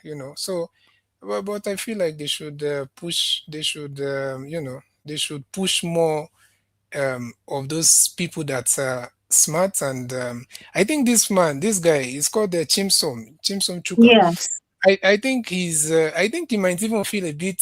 I think he's trying to be very careful. I think he's trying not to be perceived as too much, because if I think someone like that has the capacity to really do more and outshine everybody too much, but it can go two ways. They can either it can go good for him, or it can be hated for him for that. Mm. It can be Yeah. hated both inside the house and even outside by some very emotionally and Mm. sentimental fans. So I And think so maybe. you're right, sir. Sorry for cutting you short. I just wanted to chip this in. You're so right because Mm, I'm everywhere, during the season. So I do my own statistics, my own data collection. I run my own statistics. And I've noticed that there's a very, very high amount of viewers mm, who do not like smart people on the show. exactly, It is exactly. shocking. I'm not even kidding you. It is shocking. You will see where, for instance, I put out content, tweets or whatever, and I'm celebrating the smart person that did the job, the task or something. And you see some people saying things like, I beg, that's not what we want to see. We want somebody that will give us drama, chaos. They don't, their definition of chaos is someone that is not showing that they are smart. And you see, it then goes to show you that that is a reflection of the personalities of the kinds of people that are actually watching the show. That's Mhm, some, not all now, but mhm. some of the people, but there's a lot of them, and it is shocking. Exactly. And when they see the chaos, like in the form of someone like, is it Nomi and all those people? Now they want to put like a meter on a gauge, like make sure you don't cross this line. So sometimes you can't control someone that is chaotic. So Mhm. it's either you get the whole chaos, or you go for someone like Aiko. And for Aiko, I think maybe his own issue is maybe cultural and also religious, because as much as people want to see him do so many things, and there's just so much he can do. You know where he's coming from, and you know the background and all of that. So there's definitely a limit to. The reason why you see some people like that on the show is because they have to get people from every part of the country and every all walks of life. But there's some things that obviously is not going to be able to do on the show. So I don't think. And finally, the Gambit thing. Personally, I don't think there's so much of a need for that, to be honest. I feel like what's the reason why they cannot use the housemates to do secret assignments and all of that? Maybe I don't think will anybody stop question them from maybe giving one housemate an assignment. I don't think it won't stop anything. But I feel like the Gambit thing, it's for entertainment purposes to make sure that the house is not boring or something like that. But I don't think it's so much fair on the housemates, because it will derail them psychologically, kind of, and they will lose morale. Yeah. As much as they will be there till the last day, there's that thing. There's that excitement. There's that that anticipation that will be. So I think it's not. Yeah. I think the first assignment that Big Brother will give to the Gambit will answer that question for us. Why do we need the Gambits this season? Exactly. If the Gambit's assignment is just to go and throw away the food in the fridge, then it's useless, because we've seen that before. So it means that Big Brother would have to completely think out of the box. And this one is for production now. It means with this Gambit thing, they will literally have to go out of the box entirely, because if you come and send a Gambit to go and change sugar to salt, or you send Gambit to go and take somebody's bonnet or steal a girl's wig, I'm sorry, but it's just as basic as every other twist that we've had in every other season. So me personally, I'm anticipating the first assignment. The first assignment will tell us if this Gambit twist is useless or if it is necessary. Thank you so much, Glory. I think I'll leave it there. I'll just end by saying they should prioritize more a lot of intellectual type of thing. Like there should be a balance. Maybe not the only thing they'll do there, but there should be a good balance. And all the housemates, for people that want to go next time, I don't think if anybody is looking forward to all those intimacy thing, it doesn't make so much sense, to be honest. Especially, I don't know, maybe it's just me. Sometimes we forget that people are in different stages in life. Maybe people are in the stage where they want to see those things. But for me, I just feel like it's not, doesn't. I totally agree. Yeah. I totally agree with you, sir. Thank you so much, sir. Thank you, Mr. Obiman. I just want to add this, ladies and gentlemen, that I think when it comes to this Big Brother show, I think a lot of people who, both viewers and housemates alike, I think they still do not understand the power of seduction and the excitement that seduction brings to a show like Big Brother. I believe that there's a way that housemates will flirt with each other and try to seduce one another without even having sex. And viewers will be just as excited as when they see people beneath the sheets dry humping or doing whatever. There's an art to it. It is an art. And I feel like a lot of these people that are selected to come into the show, I feel like a lot of them do not know how to do that. There was one person that successfully pulled that off, and that was Kosi Twala. She will always remain famous for how she played that role, flirting with the boys, trying to seduce them, and they kept on falling. Despite the fact that they knew that this girl is flirting with this one and that one, they were literally lining up at her doorstep. So the moment she's done with this one, she moves on to another one. You will see that one is also waiting with open arms. The moment she has a quarrel with this one, she moves on to another one. Like they were willing victims to her. That is the power of seduction, how to play that card. So without even having sex with these guys or with females, I believe that there's an art to actually playing that kind of game other than just waiting for housemates to just knock, to just shank. They don't knock. Like it's so annoying sometimes. Anyways, that's that. Let's speak with the next person, Francis. Um, yeah, Mr. A sent a message, not necessarily available now. So let's speak with Francis. Francis, hi, you're welcome. Hi, Glory. How are you? Hi, oh my god, I actually thought you were a guy. No, I'm Frances. Mine is CES, so it's Frances. I'm sorry. Francis, hi, Yeah. how are you? How are you doing? I'm doing great, and you? I'm doing fine. Thank you so I'm much for actually joining. calling from Ghana. I've been with Oh, you for 5 years now, so I'm an OG. oh my goodness, we should tie the knots officially as Yeah. family members. Thank you Yeah, so I'm so much. glad you're reviewing this show again. Thank you so Well, much. I'm going to be brief. I want to Okay. touch on Mercedes and Temi. I think they are underestimating Mercedes. And Okay. Mercedes is using the whole seductive dancer thing to cover up how smart she is. Mercedes is very smart and highly intelligent, but the housemates are not really seeing it. And then Mm. for Temi, I think Temi is playing a fantastic game. She's not Mm-hmm. my fave though, but I think she's playing a fantastic game.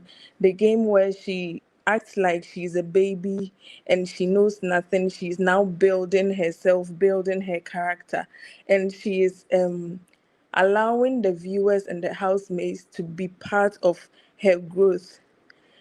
Now she says she wants to learn how to cook. The housemates are all around her, teaching her how to cook. Viewers are always anticipating on what she wants to do. Mm. Just this afternoon, she said she was cooking, she was trying to cook jollof, and the whole internet was about Tammy trying to cook jollof. People were Mm. showing pictures of her stew, her faces she was making. I think she's playing a fantastic game, and She she's is. involving the viewers and the housemates in her game, which is very smart. And for Yusuf and Bells, I thank is it Trump or Trump? I Trump. can't get the name. I can't get the name right. It's Trump. But Even if I call you Trump, it's Trump. I need to specially thank him for crashing that ship for me. Actually, I'm praying that he crashes all the ships in the house because seriously, the ships are becoming way too boring for my liking. Mm-hmm. We've seen ships day in, day out. Every season we see ships. There's nothing exciting about Inish. Look at Godessa and Araga. There's nothing exciting about them. Just them hanging around, kissing, holding hands, Araga being all kind kumi around Godessa is very annoying. And I like what Temi is doing with Kivo and Barry. It looks like Barry is still interested in Temi. Kivo is also like interested. You don't know whether they are into her, whether she's into them. I mean, it's like it's kind of exciting. But all in all, I think my fave is Mercedes because people are not seeing how smart that girl is, and I really pray she goes far. And she strikes me as someone who might really need it. Maybe I pray that she goes far, and then we'll see what comes out of it. But all in all, I think this season is a bit interesting compared to the last season. The last season was very chaotic for me and very toxic for my liking, but How but are we this sure season, that how are we sure that Big Brother will not make this season toxic? Because last season's toxicity also came from production too. It came from the housemates and production too. if he does, then we'll cancel the show because he can't continue to mess with our mental health. No. You know? You know? We've given him a second chance this season, so production should do a good job. And for the gambits, I really don't care about whatever they do. Actually, I'm not really expecting anything from those two people. Mm. um I think the only exciting um was it what? Cheesy's season. What was the name they called them? The level of season. Yeah, Cheesy, was it Cheesy and another person? I think they It was were Rachel. like, yeah, they did a fantastic job, especially Cheesy. But this, I don't really expect anything from them. And yes, again, um, I feel like these people. You were saying you liked Flora, how she dresses and everything. I have no doubt about it that we can connect on that level, especially when we are home and we don't want to do much. We just tie up our powder and all of that. But I feel like the grand prize is way too much for you to come and tie a wrapper and look all in the house. Because people are also wasting money to vote for you. So at least put in a little effort. The guys really dress well, but the ladies, I don't think some of them even take their bath in the morning. Like they wear their PJs till 3, 4 before they can go and shower. Today, for instance, Kamsi is in her PJs. Yesterday, Temi was in her Oh God. But let I me feel ask like you, this. sorry, let me quickly ask you a question. Okay. All right. And no attacks whatsoever, please. Okay, sure. Should the show really focus on that? Is the winner sort of dependent on how they dress? Absolutely not. It doesn't Okay. depend on how they dress, but I feel like they have to at least put themselves together. Not dress like they are going for a fashion show or anything, but at least you can slack 1 or 2 days, but not like consistently always slacking when it comes to putting yourself together. I don't know if you get what I'm trying to say. I get what you're trying to Like, say, but yeah, I also want to ask, okay, let me ask a follow-up question. Yeah. okay, So, let me pick somebody from the previous season. Let me okay. say, what's her name now? Mide. Mm-hmm, Between Mide and mm-hmm, a Flora, both of them in mm-hmm, the season, who would you prefer mm-hmm. as the winner? Um, I would prefer Flora. Now, do you know why I'm asking that question? I'm asking that question because every season we see a Mide type, right? Yeah, Sorry, I'm going to true. have to mute you because I'm getting feedback from your mic. Then I will mute you, all right? Okay, sure. Yeah. Sorry, I'm getting this noisy sound. Yeah. So what I'm trying to say is every season we get both personalities. There's a Mide and there's a Flora, right? Now, for the Mide type, someone who looks really good, has the face card, gets into a ship, knocking almost every night, giving the viewers what they want, the fashion, the hair, fine wigs all the time, makeup every day, doing all of that. And then also has the beauty, pretty privilege, the light skin privilege. Mide was literally the perfect description of all the privileges that we normally see on every season of the show. The Flora type, the one that acts the Ras girl, the Ras cat, the Ras cat, the Ras cat.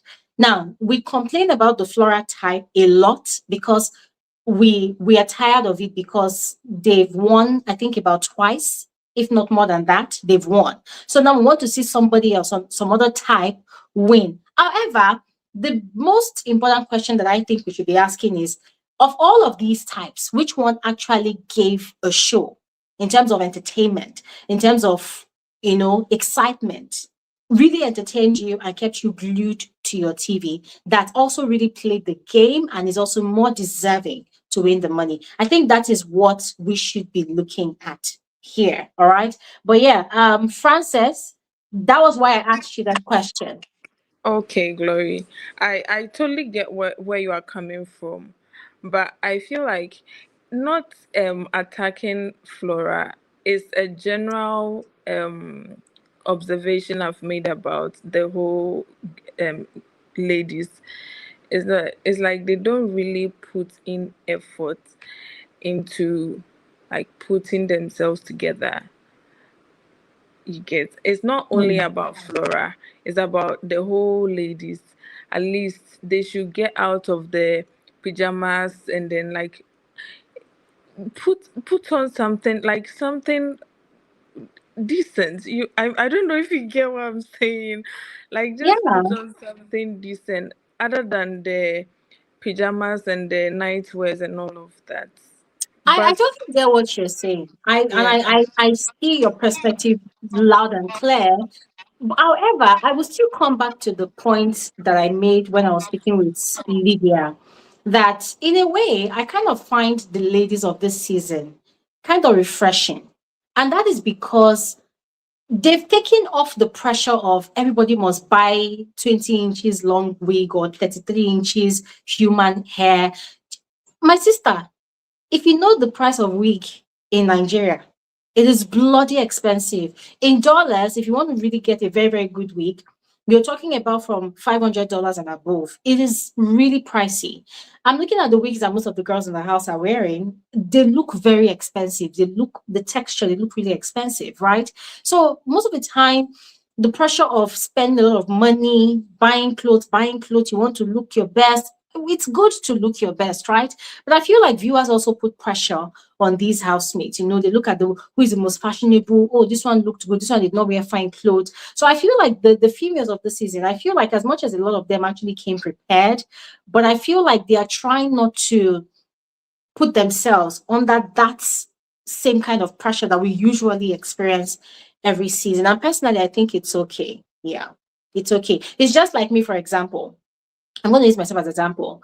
No, I don't think anybody really understands the pressure of me changing my wigs every season of the show. In a day, in previous seasons, I will put out 5 videos, sometimes as much as 6. There was a season I was putting out up to 7 videos in a day. And for each of those videos, I was wearing a different wig. If you know how much it costs to buy a new wig, to maintain the wig, and I have to look different. And then I have to put on a different shirt.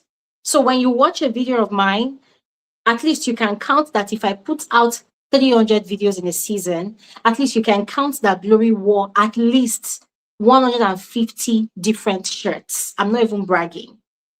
So imagine the amount of money I have to invest to show up looking different every time. I have to show up trying to be aesthetic all the time. It gets tiring. It gets exhausting. So what did I decide to do? I rock my natural hair this time because, to be honest, I'm sick and tired of it. Because before I film a video, I have to curl my hair. I have to work on my wig. Even though I send my wig to a stylist, once I wear it one time, it loosens out the curls. I have to come and do it again. It gets really exhausting. As far as the show's sucking up my energy, all of that trying to put together the aesthetics to come and look good on camera or to just try to even look presentable, it is exhausting. Yeah. So as a female, if I was a guy, I wouldn't really bother because what? She needs to put on my shirt, brush my hair, or if I'm bald headed, I'll just rub to shine my head. But I am a woman, so I have to do the most. Do you get me? So it yeah, could get Glory. tiring, yeah. So I Glory, feel I like, get you. I yeah, get I feel you like now. anything the women can do to reduce that pressure, because that environment that they're operating in is a very, very high intensity environment. I am trying to be empathetic towards their aesthetics this season. I'm trying not to dwell on their aesthetics because me too, I'm tired. So I'm also trying not to dwell on aesthetics. I don't know if you get what I mean. Yeah, I get it now. And the irony of the whole thing is I'm at home the whole day. I've not taken my bath and I'm in You wrappers. see? Yet I'm complaining You of see? You are at home. You are lying on your couch like a couch yeah. potato that we are. And then you have your doobie over you. And you are like, look at this one. You are even smelling. But you have not brushed your teeth, though. But you have had 3 square meals a day. Especially when you're on holiday. You are chilling on your couch. Or maybe you want to go to bed. Let me just chill. This one is still wearing her wig. She has not removed her eyelashes. We are judgmental by nature as human beings. Yeah, yeah, We're judgmental, especially when we're not walking in the shoes of the people we're judging. So yeah. yeah. All Thank right. you. Now I'm Thank you keeping an so much. open mind on this. So thank you, Glory. Love you Yeah. from Ghana. Thank Visit you us so very much. soon. Thank you so much. Bye. Bye. Okay. Let's speak with Regina Sparkle. Hello. You're welcome to the conversation.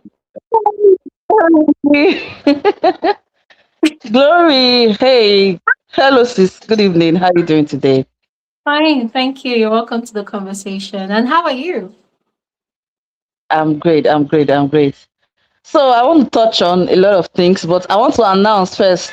Temi is my fave. As in, Temi is my number one this season. Like she's my fave. Like she's entertaining. Her childlike attitude, yeah, is refreshing. It's refreshing to Okay. see. It makes you get that, that euphoria of being in, young, and she's, I just like her. Yeah, people might interpret it that, oh, it's a game, she's playing this, she's playing that. Maybe, Hmm. maybe not. I don't care. I'm being entertained.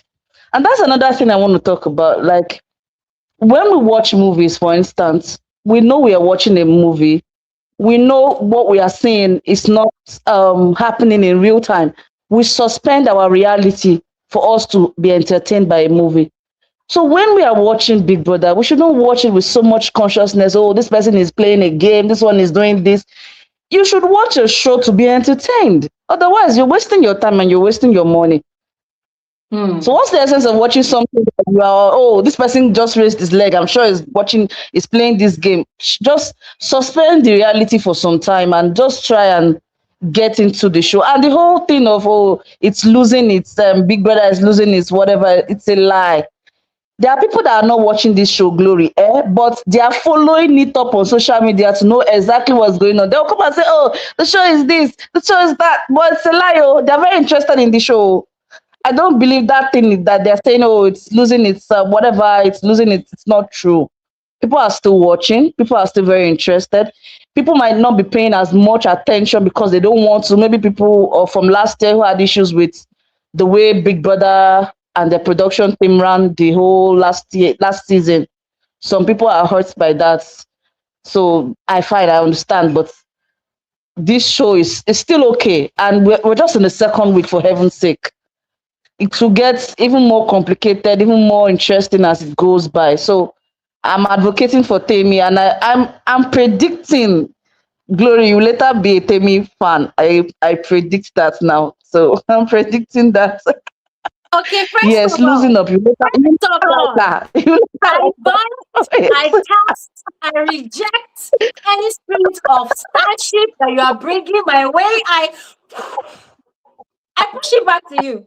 I reject it. I reject being a fan to any of these housemates this season.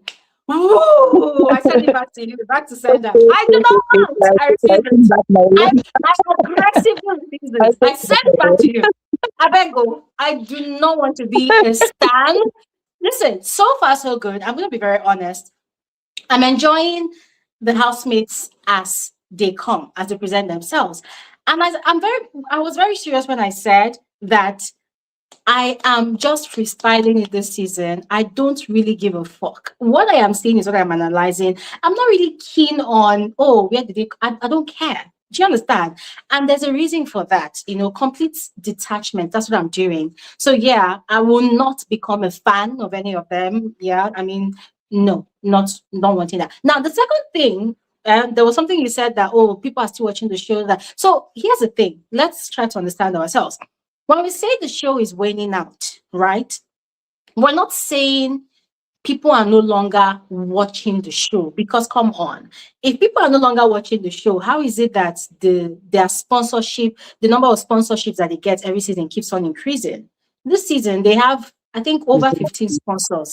They have sponsors, and the Imagine. only reason a show like this will continuously have sponsors is because of their numbers, because of the engagement, because of the traffic.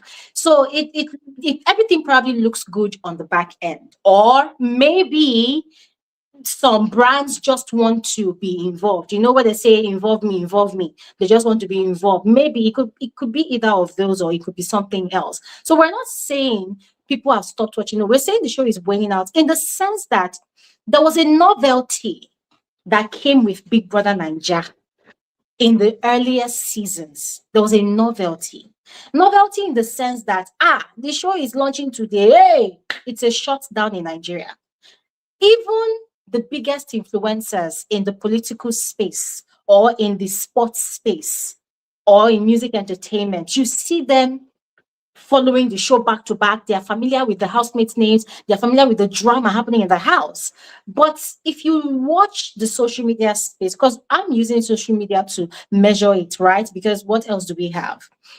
But if you check now, it's like the conversations are not that heavy. There were times when if things are trending in the country in a day, Bbnaija is constantly number one on the trends on all Yeah, I social think media I get what platforms. You go to a place of work or a gathering, and people are excitedly talking about it. That excitement is dying down. you're And the reason it's dying down is because it's like a regurgitation of every season. Last season, this happened. They now select the same type of people to come and replay the same type of thing. So I don't know who is in charge of this housemate selection. I don't even know what their motive is. It's like they are not even seeing the ugly picture. It's now a regurgitation. You know, regurgitation, you choose something, you throw up and you pick it again. It's becoming irritating, you know? The fact that there is no freshness in the selection. What do I mean? It's housemates, it's like there's this circle. There's one house where they pack all these human beings and they say, okay, next year, 1, 2, 3, 4, 25 of you, you are going into the house. Don't worry, your turn is next 2 years. That is what it's looking like now. And when they get into the house, they are literally doing the same fucking shit. It's only a few of them that have the sense to say, okay, oh, this one played this strategy last time. Let me tweak it, let me amplify it, or let me just, improvise. Improvisation, oh, this person did it like this. Okay, let me add this stretch and that stretch to it. Do you get what I mean? So when we say the show is waning out, we're not saying people are not watching. People are watching, of course, but it is losing its novelty, that excitement that comes with the show. It's losing it. And I don't know if production is refusing to face reality, but they should, because that is the actual reality. That excitement of, oh my God, the show is launching, the excitement, it's dying down. It's really dying. It's not even making it look like when the Buka comes on the show on the day of the launch, it's now sounding like a broken record, to be very honest. And it's painful because Ebuka is really good.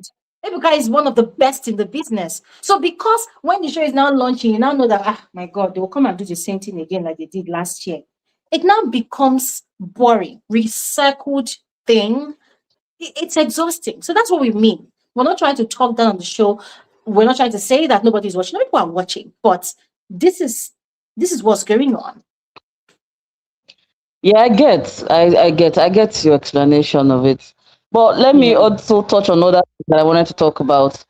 Yes. The whole Gambit thing, yeah. I don't think it's a bad idea. Yeah. I think Biggie has a plan, production have a plan, would get to see it as it goes along, but I don't think it's a bad idea. And Flora being the Gambit, I think it's a good thing. I don't think Flora stood a chance to win this thing. I don't know her fan base. I don't think she stood a chance. I think her being a Gambit is a plus. She has the chances to win other sponsor tax and all not. Then for Aiku, yeah, people are saying Aiku could have. See, the comparison between Aiku and Faith, I don't like it. I think it's an. Sorry? But Aiku, the comparison people make between Aiku and Faith, I don't like it. I think it's an insult. Aiku is smart, but Aiku is boring. Faith was not boring. Aiku is, let us be honest, Aiku is boring. The guy is very boring. Yes, he's smart. Yes, he's different, but I mean, he's boring. So him being a Gambit, it's like a gift Big Brother gave him. Like, that's a gift for him. I don't think he will have even gotten to the finals. It's a gift. So let's see how Big Brother will apply the Gambit thing. That would determine if the usefulness, like you said. So that's one thing. Then the other housemates on the knacking issue or no knacking issue, let me just put it that way, Glory. The truth is, the generation we are in, all these guys are like sexually, I don't know the right word to use. I'm trying not to be vulgar. People people are sexually whatever. I don't want to be vulgar. Like Charged, that's the like the generation. charged. Yeah, that's what we are in. That's the generation we are in. So people are going to do, whether they're trying to entertain or they're trying to buy longevity or not, they are going to do it. They are going to do it. That's what we are in, and that's just the reality. They are going to. So it might be a strategy. They might be using it to buy longevity. Yeah, but it's just something that's going to happen. Sure, you heard when Mercedes and was trying to interfere in Yusuf and Bell's ship, and she was telling them about her vibrator and whatever. Yes. So it's just the time. Like, these people are sexually charged, sexually heavy people. It's going to happen. That's some people might not like it, but some people that's what they want to see. Oh. Some people there's some people they don't watch from morning to night. They wake up at night just to see that. There's a particular audience for that. So that some people that's what they want to see. So all and all, I won't lie. The first few days of the show, I was just looking at them that man, these people are bad market. Oh, Big Brother will close shop this year. Oh. I don't think these people are serious. But over time, I think I gradually started saying it that it won't be the standard of 10 over 10. That's just the truth. It's not going to be 10 over 10. It's not going to be as interesting as 10 over 10 or as interesting as All Stars. No. But it's not going to be that bad. It's not going to be that bad. Then for Flora, people should stop saying she's fake too much. I beg, let the girl be. If she wants to wear slippers that half of her leg is out, let her wear it, please. The criticism, as in the audience, this as in not, I don't think it's even Nigeria alone. Like the audience, different countries that watch this show, man, you guys, you critique a lot. Let us watch it with watch it with the intention that you want to be entertained. That's when you will not be too critical over certain things. That's my opinion, Jordan. The general overview of everything. Then the ships in the house. I'm not really liking the shipping ships. So I want to say a very big thank you to Tram for doing the work of the Lord yesterday. It was an amazing work. In fact, that ship needed to scatter. So I am not feeling the ships this time around. So I think they will reshuffle. There will still be a shuffling of those ships. Some people would leave some people and go to some people. And that's just it. Then back to the Aiku thing, because I can see some people are still saying Aiku. Aiku is book smart. Yeah. Aiku is smart. Yes. But Aiku is boring. The show is not supposed to be boring. And Aiku is boring. Simple and short. Thank you, Gloria. I think I've said enough. Thank you. You've lauded it enough. Thank you so much. Thank you so much, Regina. Thank you so much for your contribution. All right, let's speak with Starlene, and then Mr. A will be the last speaker for today. Starlene, you're welcome. How are you? Hello, Gloria. Good evening. Did you go for night VG? Where is your voice? Oh, my voice is that low. I'm sorry. Let me increase it. Can you hear me now? I can hear you now, my sister. Fire on. First things first, I want to say thank you so much for this platform, your show, your YouTube channel.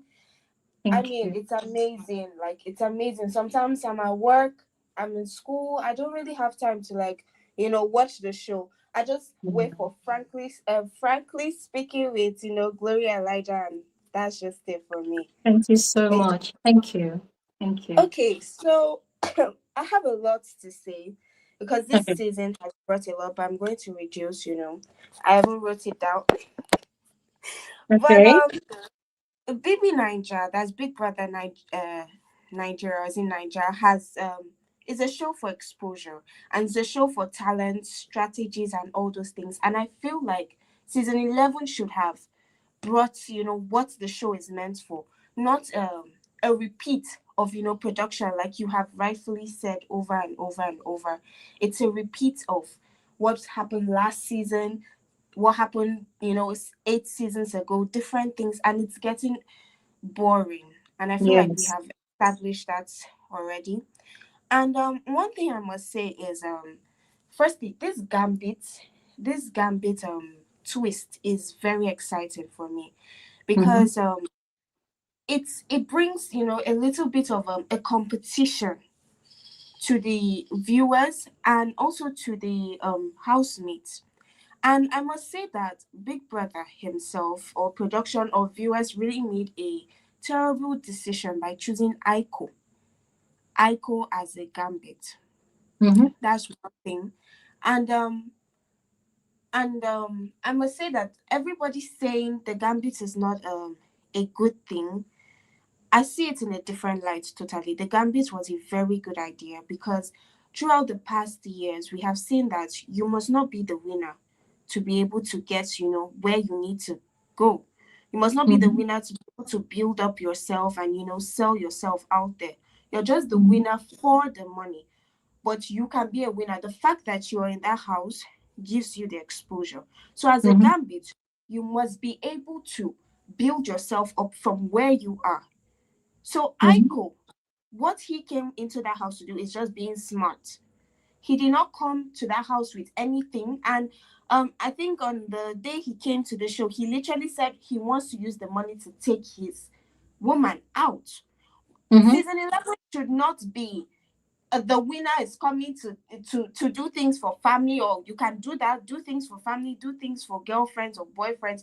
You are coming so that you would show the world what Nigeria is all about. Like, show yourself, literally show yourself to the world, to Africa, not show your girlfriend a trip. You understand? Mm-hmm. And Aiko being intelligent is a good thing. Nigeria, all we or what people get outside is Nigeria is very chaotic. Nigeria is bad boss. Aiko is showing the intelligent side of Nigeria, which is nice. But I mean, for a winner, no, no, no, no, no, no, no. And being the gambits, him staying to the end is going to be boring. Honestly speaking, Nigerians didn't do good for that one. It's going to be very boring. Hmm. Um. Okay. Do you have anything to say on that? Or I mean, I think I actually said it before that yeah. it's a given that in Big Brother's house there will be different personalities, the ones with the high frequencies and the ones with the very low energy, right? And Aiko turns out to be the one with the very, very not so loud energy. I could be in a room filled with people and you don't even know he's there existing, right? And there was also something that AB Okuli, one of us here, said. She said that a gambit does not have to be. I can't remember the word she used, but she was trying to say a gambit does not have to be too loud. So Mm, I'm a strong believer that the silent ones are the ones that you should be scared of. Yeah, yes. because I can relate to that personality. People look at you and they don't expect anything from you. They just dismiss you because you're not outstanding in their face, right? But then you do something that could literally shock them, and they are like, "Oh my god, this was so unexpected." So I am trying to give Aiko that the benefit of doubt that he Okay. could shock us, right? I Mm-hmm. don't know the guy from Adam. I only know what he's showing to us in the house. So I am hoping to see that when he gets into the full character of a gambit, by Big Brother giving him missions to accomplish, I'm hoping that the villain in him comes out. Yeah. Because as a gambit, you must be a villain as a gambit. Mm-hmm. So I am giving him the benefit of doubt that maybe he will shock us, the viewers. He might For use his. Flora, I know. Yeah. No, For I don't Flora, even I know. already know. uh, Sorry. Yeah, go No, ahead, you were please. saying. Okay. I mean, he can use his intelligence to, shock Yeah. us. But there's the type of intelligence that Aiko possesses is the boring type, I must say. I Mm, have well with people like that. It's the boring type. But if he actually, shocks us in the show, I would be very surprised. But mm, yeah. Anyways, I also wanted to talk about Abby. I feel like Abby didn't show us who she was in the first week. Abby is from her Instagrams that I see and TikToks. Abby is she gives this real housewife type of vibe, and I feel like she should bring in that real housewife to the show. It's a different strategy entirely, and it would actually sell for her. In the talent show, Abby gave us that Italian wife, real housewife type of personnel, and she was excellent. I think she was the best performed person, or what's how they rate it, but she was my favorite for that day. And I feel like she should have brought it out, and she's actually bringing it out now, not the Imisi script or ghetto script. Hmm. Hmm. I totally agree with you because I wouldn't say that she did not bring out her true personality because I don't know these people. I'll always keep saying it. I Yeah. don't know these people from Adam, right? So what they brought was what I started looking at. So Abby came into the house, and to be honest, she was, I think, the first two housemates, or should I say the first housemates that really started acting. She got into character because when she was walking into the house, I think she the one that took off her shoes.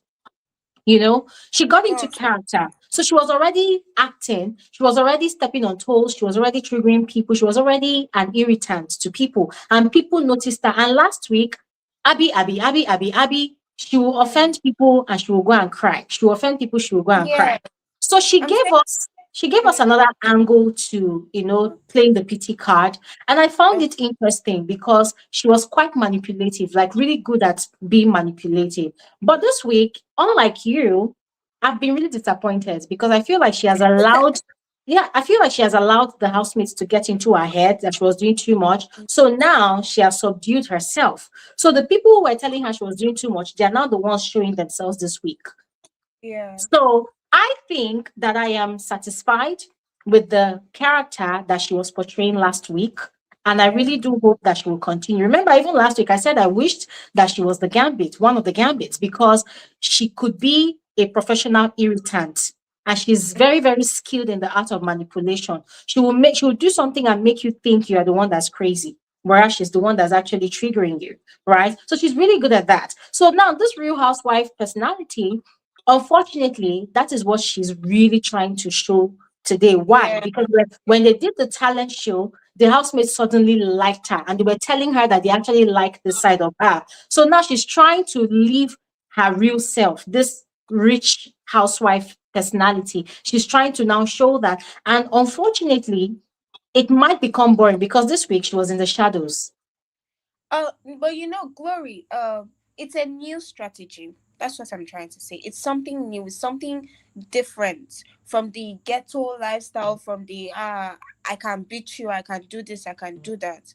And if she brings it with, an excitement, a little bit of spice to it, it would be perfect. I mean, Real Housewives of Beverly Hills and all, they have spice in them. They have, a lot of drama in them. And if Abby is able to interpret it and, show herself in that light, I feel like it would be very, very beautiful to watch. Hmm. Hmm. Yeah. I mean, you have a very, very valid point. However, a very important question a lot of viewers would be asking is why is she trying to show off? Remember, it is Yeah, not all Nigerians that are used to the Real Housewives franchise. It is not yeah, all of them. The Real Housewives of Lagos was just something of recent, and yeah, it's not as major as the Real Housewives of Potomac and Atlanta and Beverly Hills. Do you understand those ones that are major out there yeah, in America and other countries, right? So yeah, if Abby had brought in that character, it would have been very interesting. However, people would see her as another kid wire, rich babe married to a rich Italian man, and you're trying to come and shove it down our throats. Remember what I've said before, Nigerians, not all, but a lot of the viewers, they don't like people who they perceive to be show offs. You want to come and show us that you have money. You want to come and show us that you married a white man. You want to come and show us that you are rich. You get that kind of thing. So I think yeah, she was trying to avoid that and instead go with the flow of the ghetto scripts that most Nigerian viewers are kind of used to, right? But what yeah, I saw in that ghetto script that she was acting was she was very skilled in the art of manipulation. And in Yes. Big Brother's house, it is not easy to play that script of manipulation, but she was Mhm. doing it really well. That's what I'm saying. So it still boils down to what David said before about housemates coming into the house. They play a previous script, but then some of them are smart enough to amplify it. So Abby Yeah. has successfully amplified a character from a previous season. Yes, she Mm, has. yeah. Um, we also have Nomi and Bells, the whole situation. Firstly, Nomi is a very mean person from her face. I mean, we have, yes, from her face, she's very mean. So sorry. She's mean, and the person that really shocked me is Bells, because I'm a Calabar girl. Let me use it like that. I'm a Calabar girl. Mm, And Bells is supposed to represent the minority ethnicity in Nigeria. And you're going to a show that big, and you're letting someone talk you down, like comments like I wish your mother died when you were, those type of things, not bringing herself out, not mm, showing herself properly, and then going on to being in a ship with Yusuf, and different things that she's doing. I've also noticed that Bells likes to exist in space. She likes to float in space, basically. She does things for attention so that people will notice her, and try to play the I'm a small short girl, uh, excuse me, small short mhm, girl, and um and they're bullying me script, which is not how you are meant to show yourself. And it's quite disappointing for me, coming from my own view of like how Calabar people are, basically. I'm just saying mm. from my own Yeah, ethnicity. of course, of course, of course. and, Yeah, of course. and I would also like to add about Ricky. In general, the talent show was meant to show yourself, basically, and Ricky has shown himself as someone that's very nonchalant, like a Mhm. giant who has a monster seed personality, basically. And I it's agree. quite annoying, I quite agree. annoying. You can imagine the sponsor tax yesterday. You're supposed to blow balloons, and you're taking your time. You're spending over 5-6 minutes on balloons and getting 8 points. That was very ridiculous. I mean, coming from a tall 6 foot giant. Yes. No. And then you come and say, that's how I've always been. That's how even my Yes, sisters know. Like, I don't want to know how you've always been. Show me how you could be. like, please remove this man from my screen. What is this? You're supposed to come to this show and show us your, like, you see a 6 foot man, you're meant to be intimidated. Do you understand? You're meant to Yeah. show your, like, when you walk into a place, everyone should keep quiet. But you're walking to a place and nobody knows that you're even walking into the place. Oh, So God. it's so annoying. And the talent show, oh my god, Ricky, go home. The talent, the the talent show. Oh Jesus. Hectic. All right. Thank you Oh so much. Thank you so much yes. for your contributions, darling. This No this has just problem. been a pleasant conversation with you. Thank you No so problem. much. All right. Thank you. All right. Let's speak with Mr. A, the last speaker for today. Mr. A, I'm glad you're back. Welcome back. Oh, hello, Glory. Hope you can hear me now. Perfectly. Thanks for coming back. Yeah, How are yeah, you? yeah. I'm fine. I'm fine. I'm Great. fine. Great. Yeah. Anyway, first things first. I've got to thank you so much for the videos you've been checking out. All the updates you've been giving Mhm. us. Really, thank you so much. People like us who's been working, haven't actually got the time to actually watch the show 24/7. But yeah, Thank we thank you. you. And Thank you so please do make it lengthy. We love the lengthy videos. much. Ah, Mr. A. Hey. Hey. One Who, day who, I'll tell the story of how I make my lessons videos. By the time I'm done, I am so hungry and tired because I'm talking like a parrot. But yeah, thank you so much for that. Thank you. And thank you too for watching the lengthy videos because I am always genuinely scared that they are too lengthy. I'm thinking about people's data that they use to watch the videos, you know. That's why I always apologize for Yeah. the length of the videos. Yeah. But thank Yeah. you. Yeah, I mean, obviously, it's actually understandable for some people, but for people like myself, I love the length videos, So Thank you so yeah, much. yeah, thank you so much. Yeah, with regards to the show, I mean, for me, after last season, I've kind of put my mind to there's no morality on the show anymore for me. I mean, I've see that my morality, I've actually, packed it and actually thrown it away and said, you know what, free for all for everyone. Anybody wants to act mad, let them go and act mad.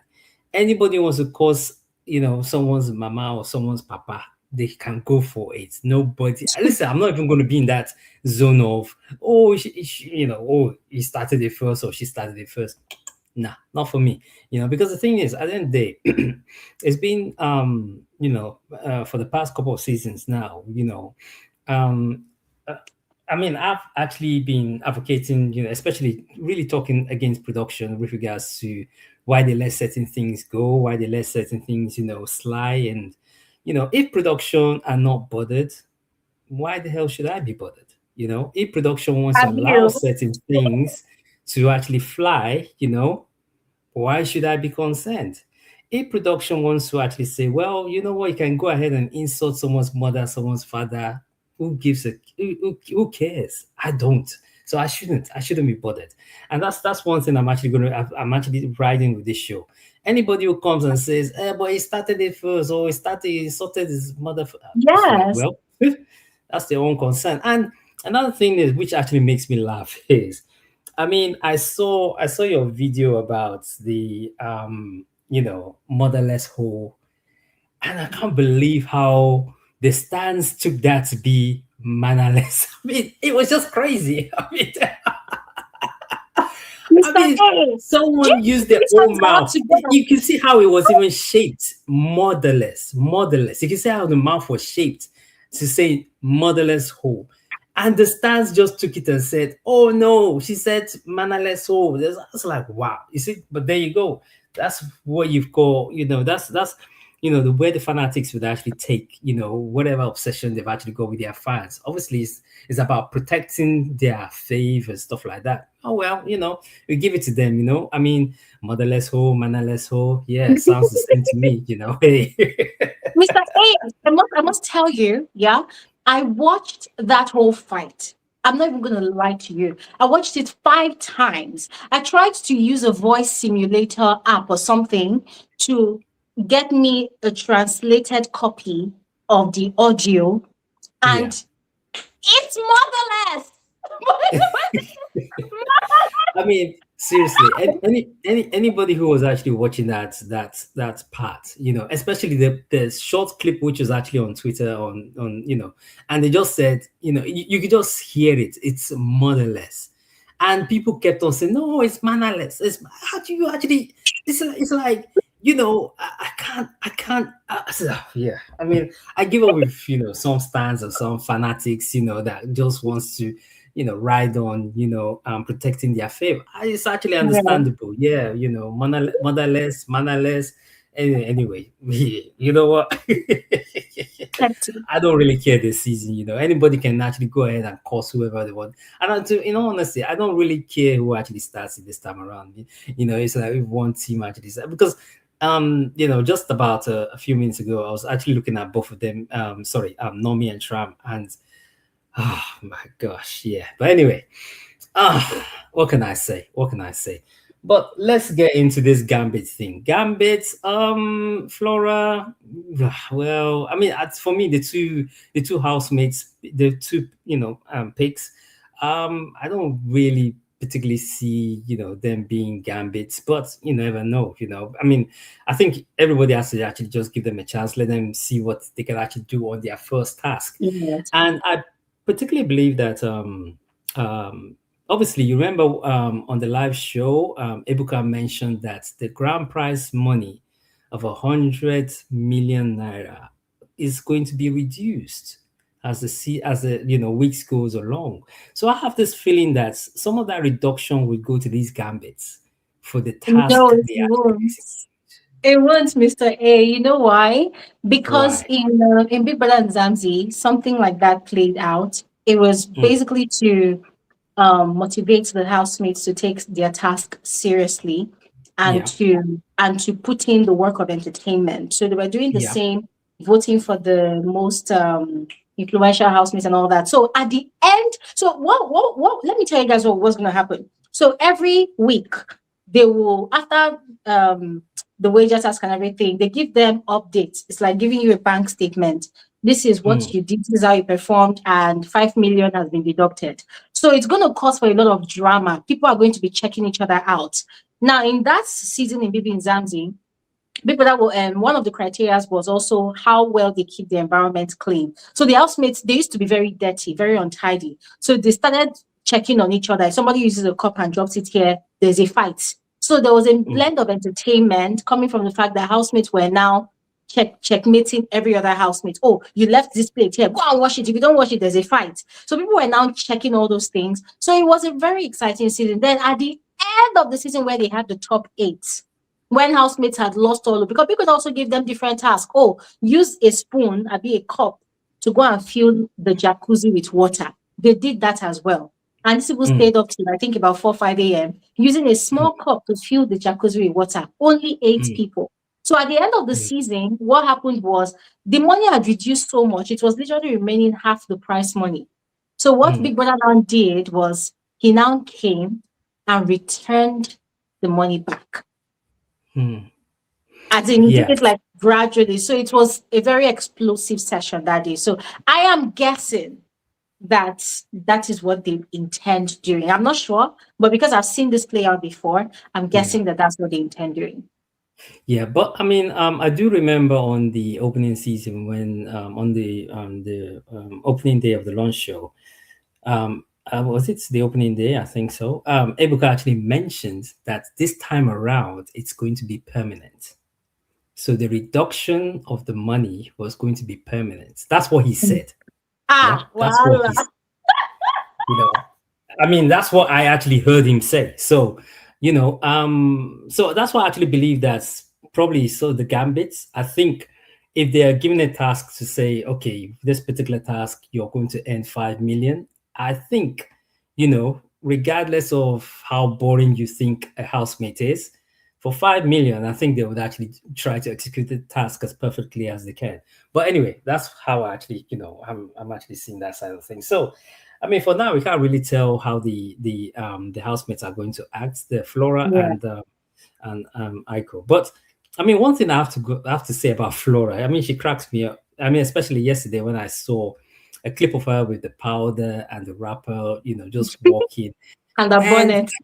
Yes, and I just kind of wondered, why didn't she not come in with a character? There's something in Nigeria called like the Babalawos, where they're like they're like, it's like, the Babalawos where, there's the scary, like a juju person, it's like in South Africa, where everybody was so excited about when what's her name? It wasn't the third season, the Sangodima lady came and everybody was, Sangoma. Yeah, Sangoma, Sangoma. yeah, Sangoma. When she came and everybody was so, I felt like if, probably, Flo could have replicated something like a Mamalawo rather than a Babalawo. So Mamalawo with the powder, with the sort of like, I mean, she probably could have played a different, sort of character, in the Big Brother Naija stuff. So yeah, I mean, I mean, that's what I've got to say about the Gambits. I mean, I wish them well, and I hope they actually get, do make some money from this year's, from this season. Oyi, I mean, I heard you actually say that she came with 50 Shades of Strategy, and you've only seen one. I think I've seen 2. Okay. And the second one is when she names all these people, she calls them Popov, Gigolo, So I think that's another character, that means like I feel, So we're looking for 48 more, shades of characters that she's actually going to cover. So at least now we can actually say she's got 2. That's me actually just saying it. No, And I totally agree with you. That's something interesting, something different that she's doing, yeah, and it's yeah, entertaining. that's something completely different. I mean, giving everybody, and everybody's all picking up on it now. People's like, oh, who's Yeah. the gigolo? Oh, who's the shaku shaku? I was like, what? It's like so much. But yeah, I mean, very interesting, season so far. And yeah, I mean, I feel like Nomi Trump situation. I think we're going to keep on seeing more of these two people fighting each other, and it's One of going to them be will probably very. get disqualified at this point. Yeah, I mean, The who way they are cares? going. I mean, the fans or the fanatics can easily go and buy them, gift them or whatever. I mean, when they come out, probably their their body will be, would cool down. But I believe, like, one of them is actually one of them would actually get disqualified. And Mm, at the moment, it seems like Nomi is tending towards that at the moment, mm. because she hasn't been wearing her, her thing Yeah. for the what's it called? For the Her what's it bench called? warmer Yeah, vest, bench and warmer. she's not been sitting on the bench She hasn't either. been sitting on the bench. I mean, the other day I saw Abby help her clean out the toilets. Even though today Exactly. she did, yeah. So, I mean, and today, well, I don't know. She's physically kind of assaulted, Yes. someone. So whether the production team actually takes it serious this time, I don't care, because I mean, we've seen it before, last season where they looked away from certain housemates and they Mm, punished certain housemates. So you know what? Let's say I rose with production this time around. I'm yeah. going to be sipping my Gordons and watch everything unfold probably later on tonight. But on that note, Glory, Yeah. thanks so much for everything you've done. And Thank yeah, I mean, you. please do have a great weekend, and looking forward to your next videos. Thank you so Thank you much. so much. Thank you so much, Mr. A. Thank you so much for your analysis. Always a pleasure having you here. Thank you so much. Okay, Daisy Dreams, I see your comment says, Glory, you have a major incident to catch up with. After you log off, there was an altercation that was almost physical. They sprayed air freshener on each other and in Tram's eyes. I saw all of that. In fact, I'm literally watching it right now as I'm talking to all of you, and I was shocked. I almost gasped. Yes. However, I'm very interested to see how Big Brother, you know, judges that situation, because on a normal day, if it was the previous Big Brother shows, Nomi should be disqualified. Yeah, because that was physical violence, deliberately harming someone. You're spraying hairspray in someone's eyes, that should result in an automatic disqualification. Yeah. And there's also the part of Tram. Did he provoke her or not? So Trump could end up getting what's it called? A strike for provocation, which is part of the rule book, or he could bag a punishment if he was not the instigator in that situation. But all of these things I'm saying, they were part of the old rule book. I don't know if there's a new rule book. I'm just going by what Ebuka said on the first day. He said that the rules have changed. The rules are no longer as we know it. So currently, I'm in the dark.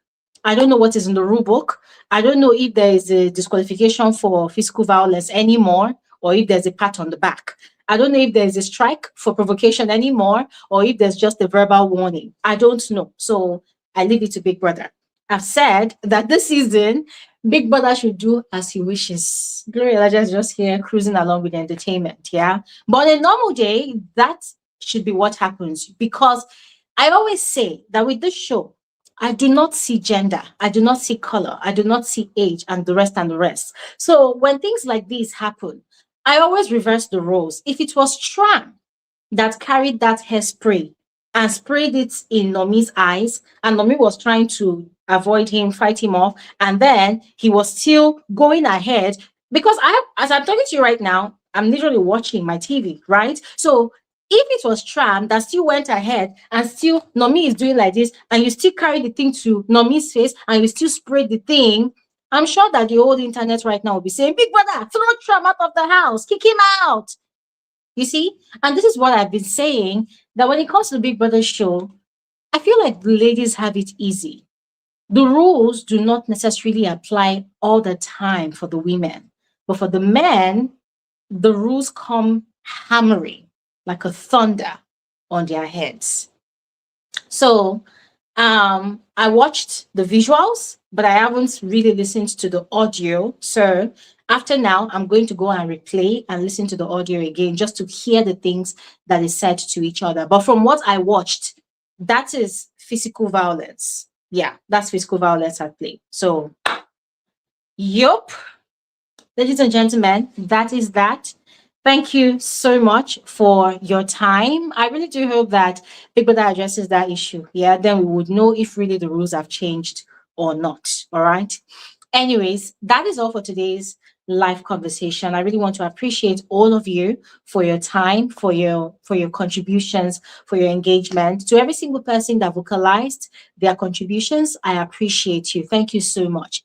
For every single person that has, typed out their contributions in the comment section or either shared this video, but just one way or the other supported this channel, this community. I appreciate all of you. Thank you so much. I really appreciate your time and contribution to this channel. Also to the silent viewers, the silent listeners, wherever you are watching or listening from, whichever platform you're watching or listening from, I value you. I appreciate you. Thank you so much for adding to the numbers. Without you, we will not be growing the way we're growing. So I really appreciate you all. Thank you very, very much. And one last thing I want to say, ladies and gentlemen, please, I want to urge you all that whenever you see my videos on YouTube or wherever you find my videos, please like the videos, all right? I know that a lot of you once you get the notification, you just want to just watch and go about your day. I understand. But whilst you're watching, you can just take a moment to just click on the like button. All right. Give the videos a thumbs up. Please let me make this clear. Let me put out a disclaimer because somebody said this before that, oh, you are making money out of the likes. Please, YouTube does not pay you for people liking your videos. They don't. Go and check Google, do your research, ask Google, does YouTube pay for likes? YouTube does not pay for likes. No. The reason I like it when people indicate their satisfaction with my videos by liking is, oh, I already said it here. I want to know if you're satisfied with the video. I want to know if you enjoyed the content. I want to know if you like it. Just basically, for me, it's like your feedback, right? Because it's not everybody that comments on the videos. I acknowledge the fact that if I have like 50,000 views on a video, maybe it's just about 300 comments or 500 comments. It's not everybody. So for those of you who are not commenting on the video, the least you can do for me is just like the video, all right? It would be really nice if I see that much views on the video and maybe I say about, if it's 50K views, maybe if I see 20K likes, that would be really nice. Like really, really nice. I know that it's not everybody that would definitely agree with my analysis. It is fine. That's expected. But just like the video and yeah, there'll be peace in the land over here, of course. So please like the videos, all right? Very much appreciate that. And what else? Yeah, basically that's all. I will see you guys on another episode of Frankly Speaking with Gloria Elijah. Fifi, thank you so much again for your gift. I really appreciate you. I just saw you drop another one. God bless you abundantly. I am grateful. Thank you so much for your generosity. Thank you so much. Yeah, ladies and gentlemen, that is all. I'll see you guys on another episode of Frankly Speaking with Gloria Elijah. Enjoy the rest of your evening and the rest of your night. I will see you guys soon. Have a good night. Bye.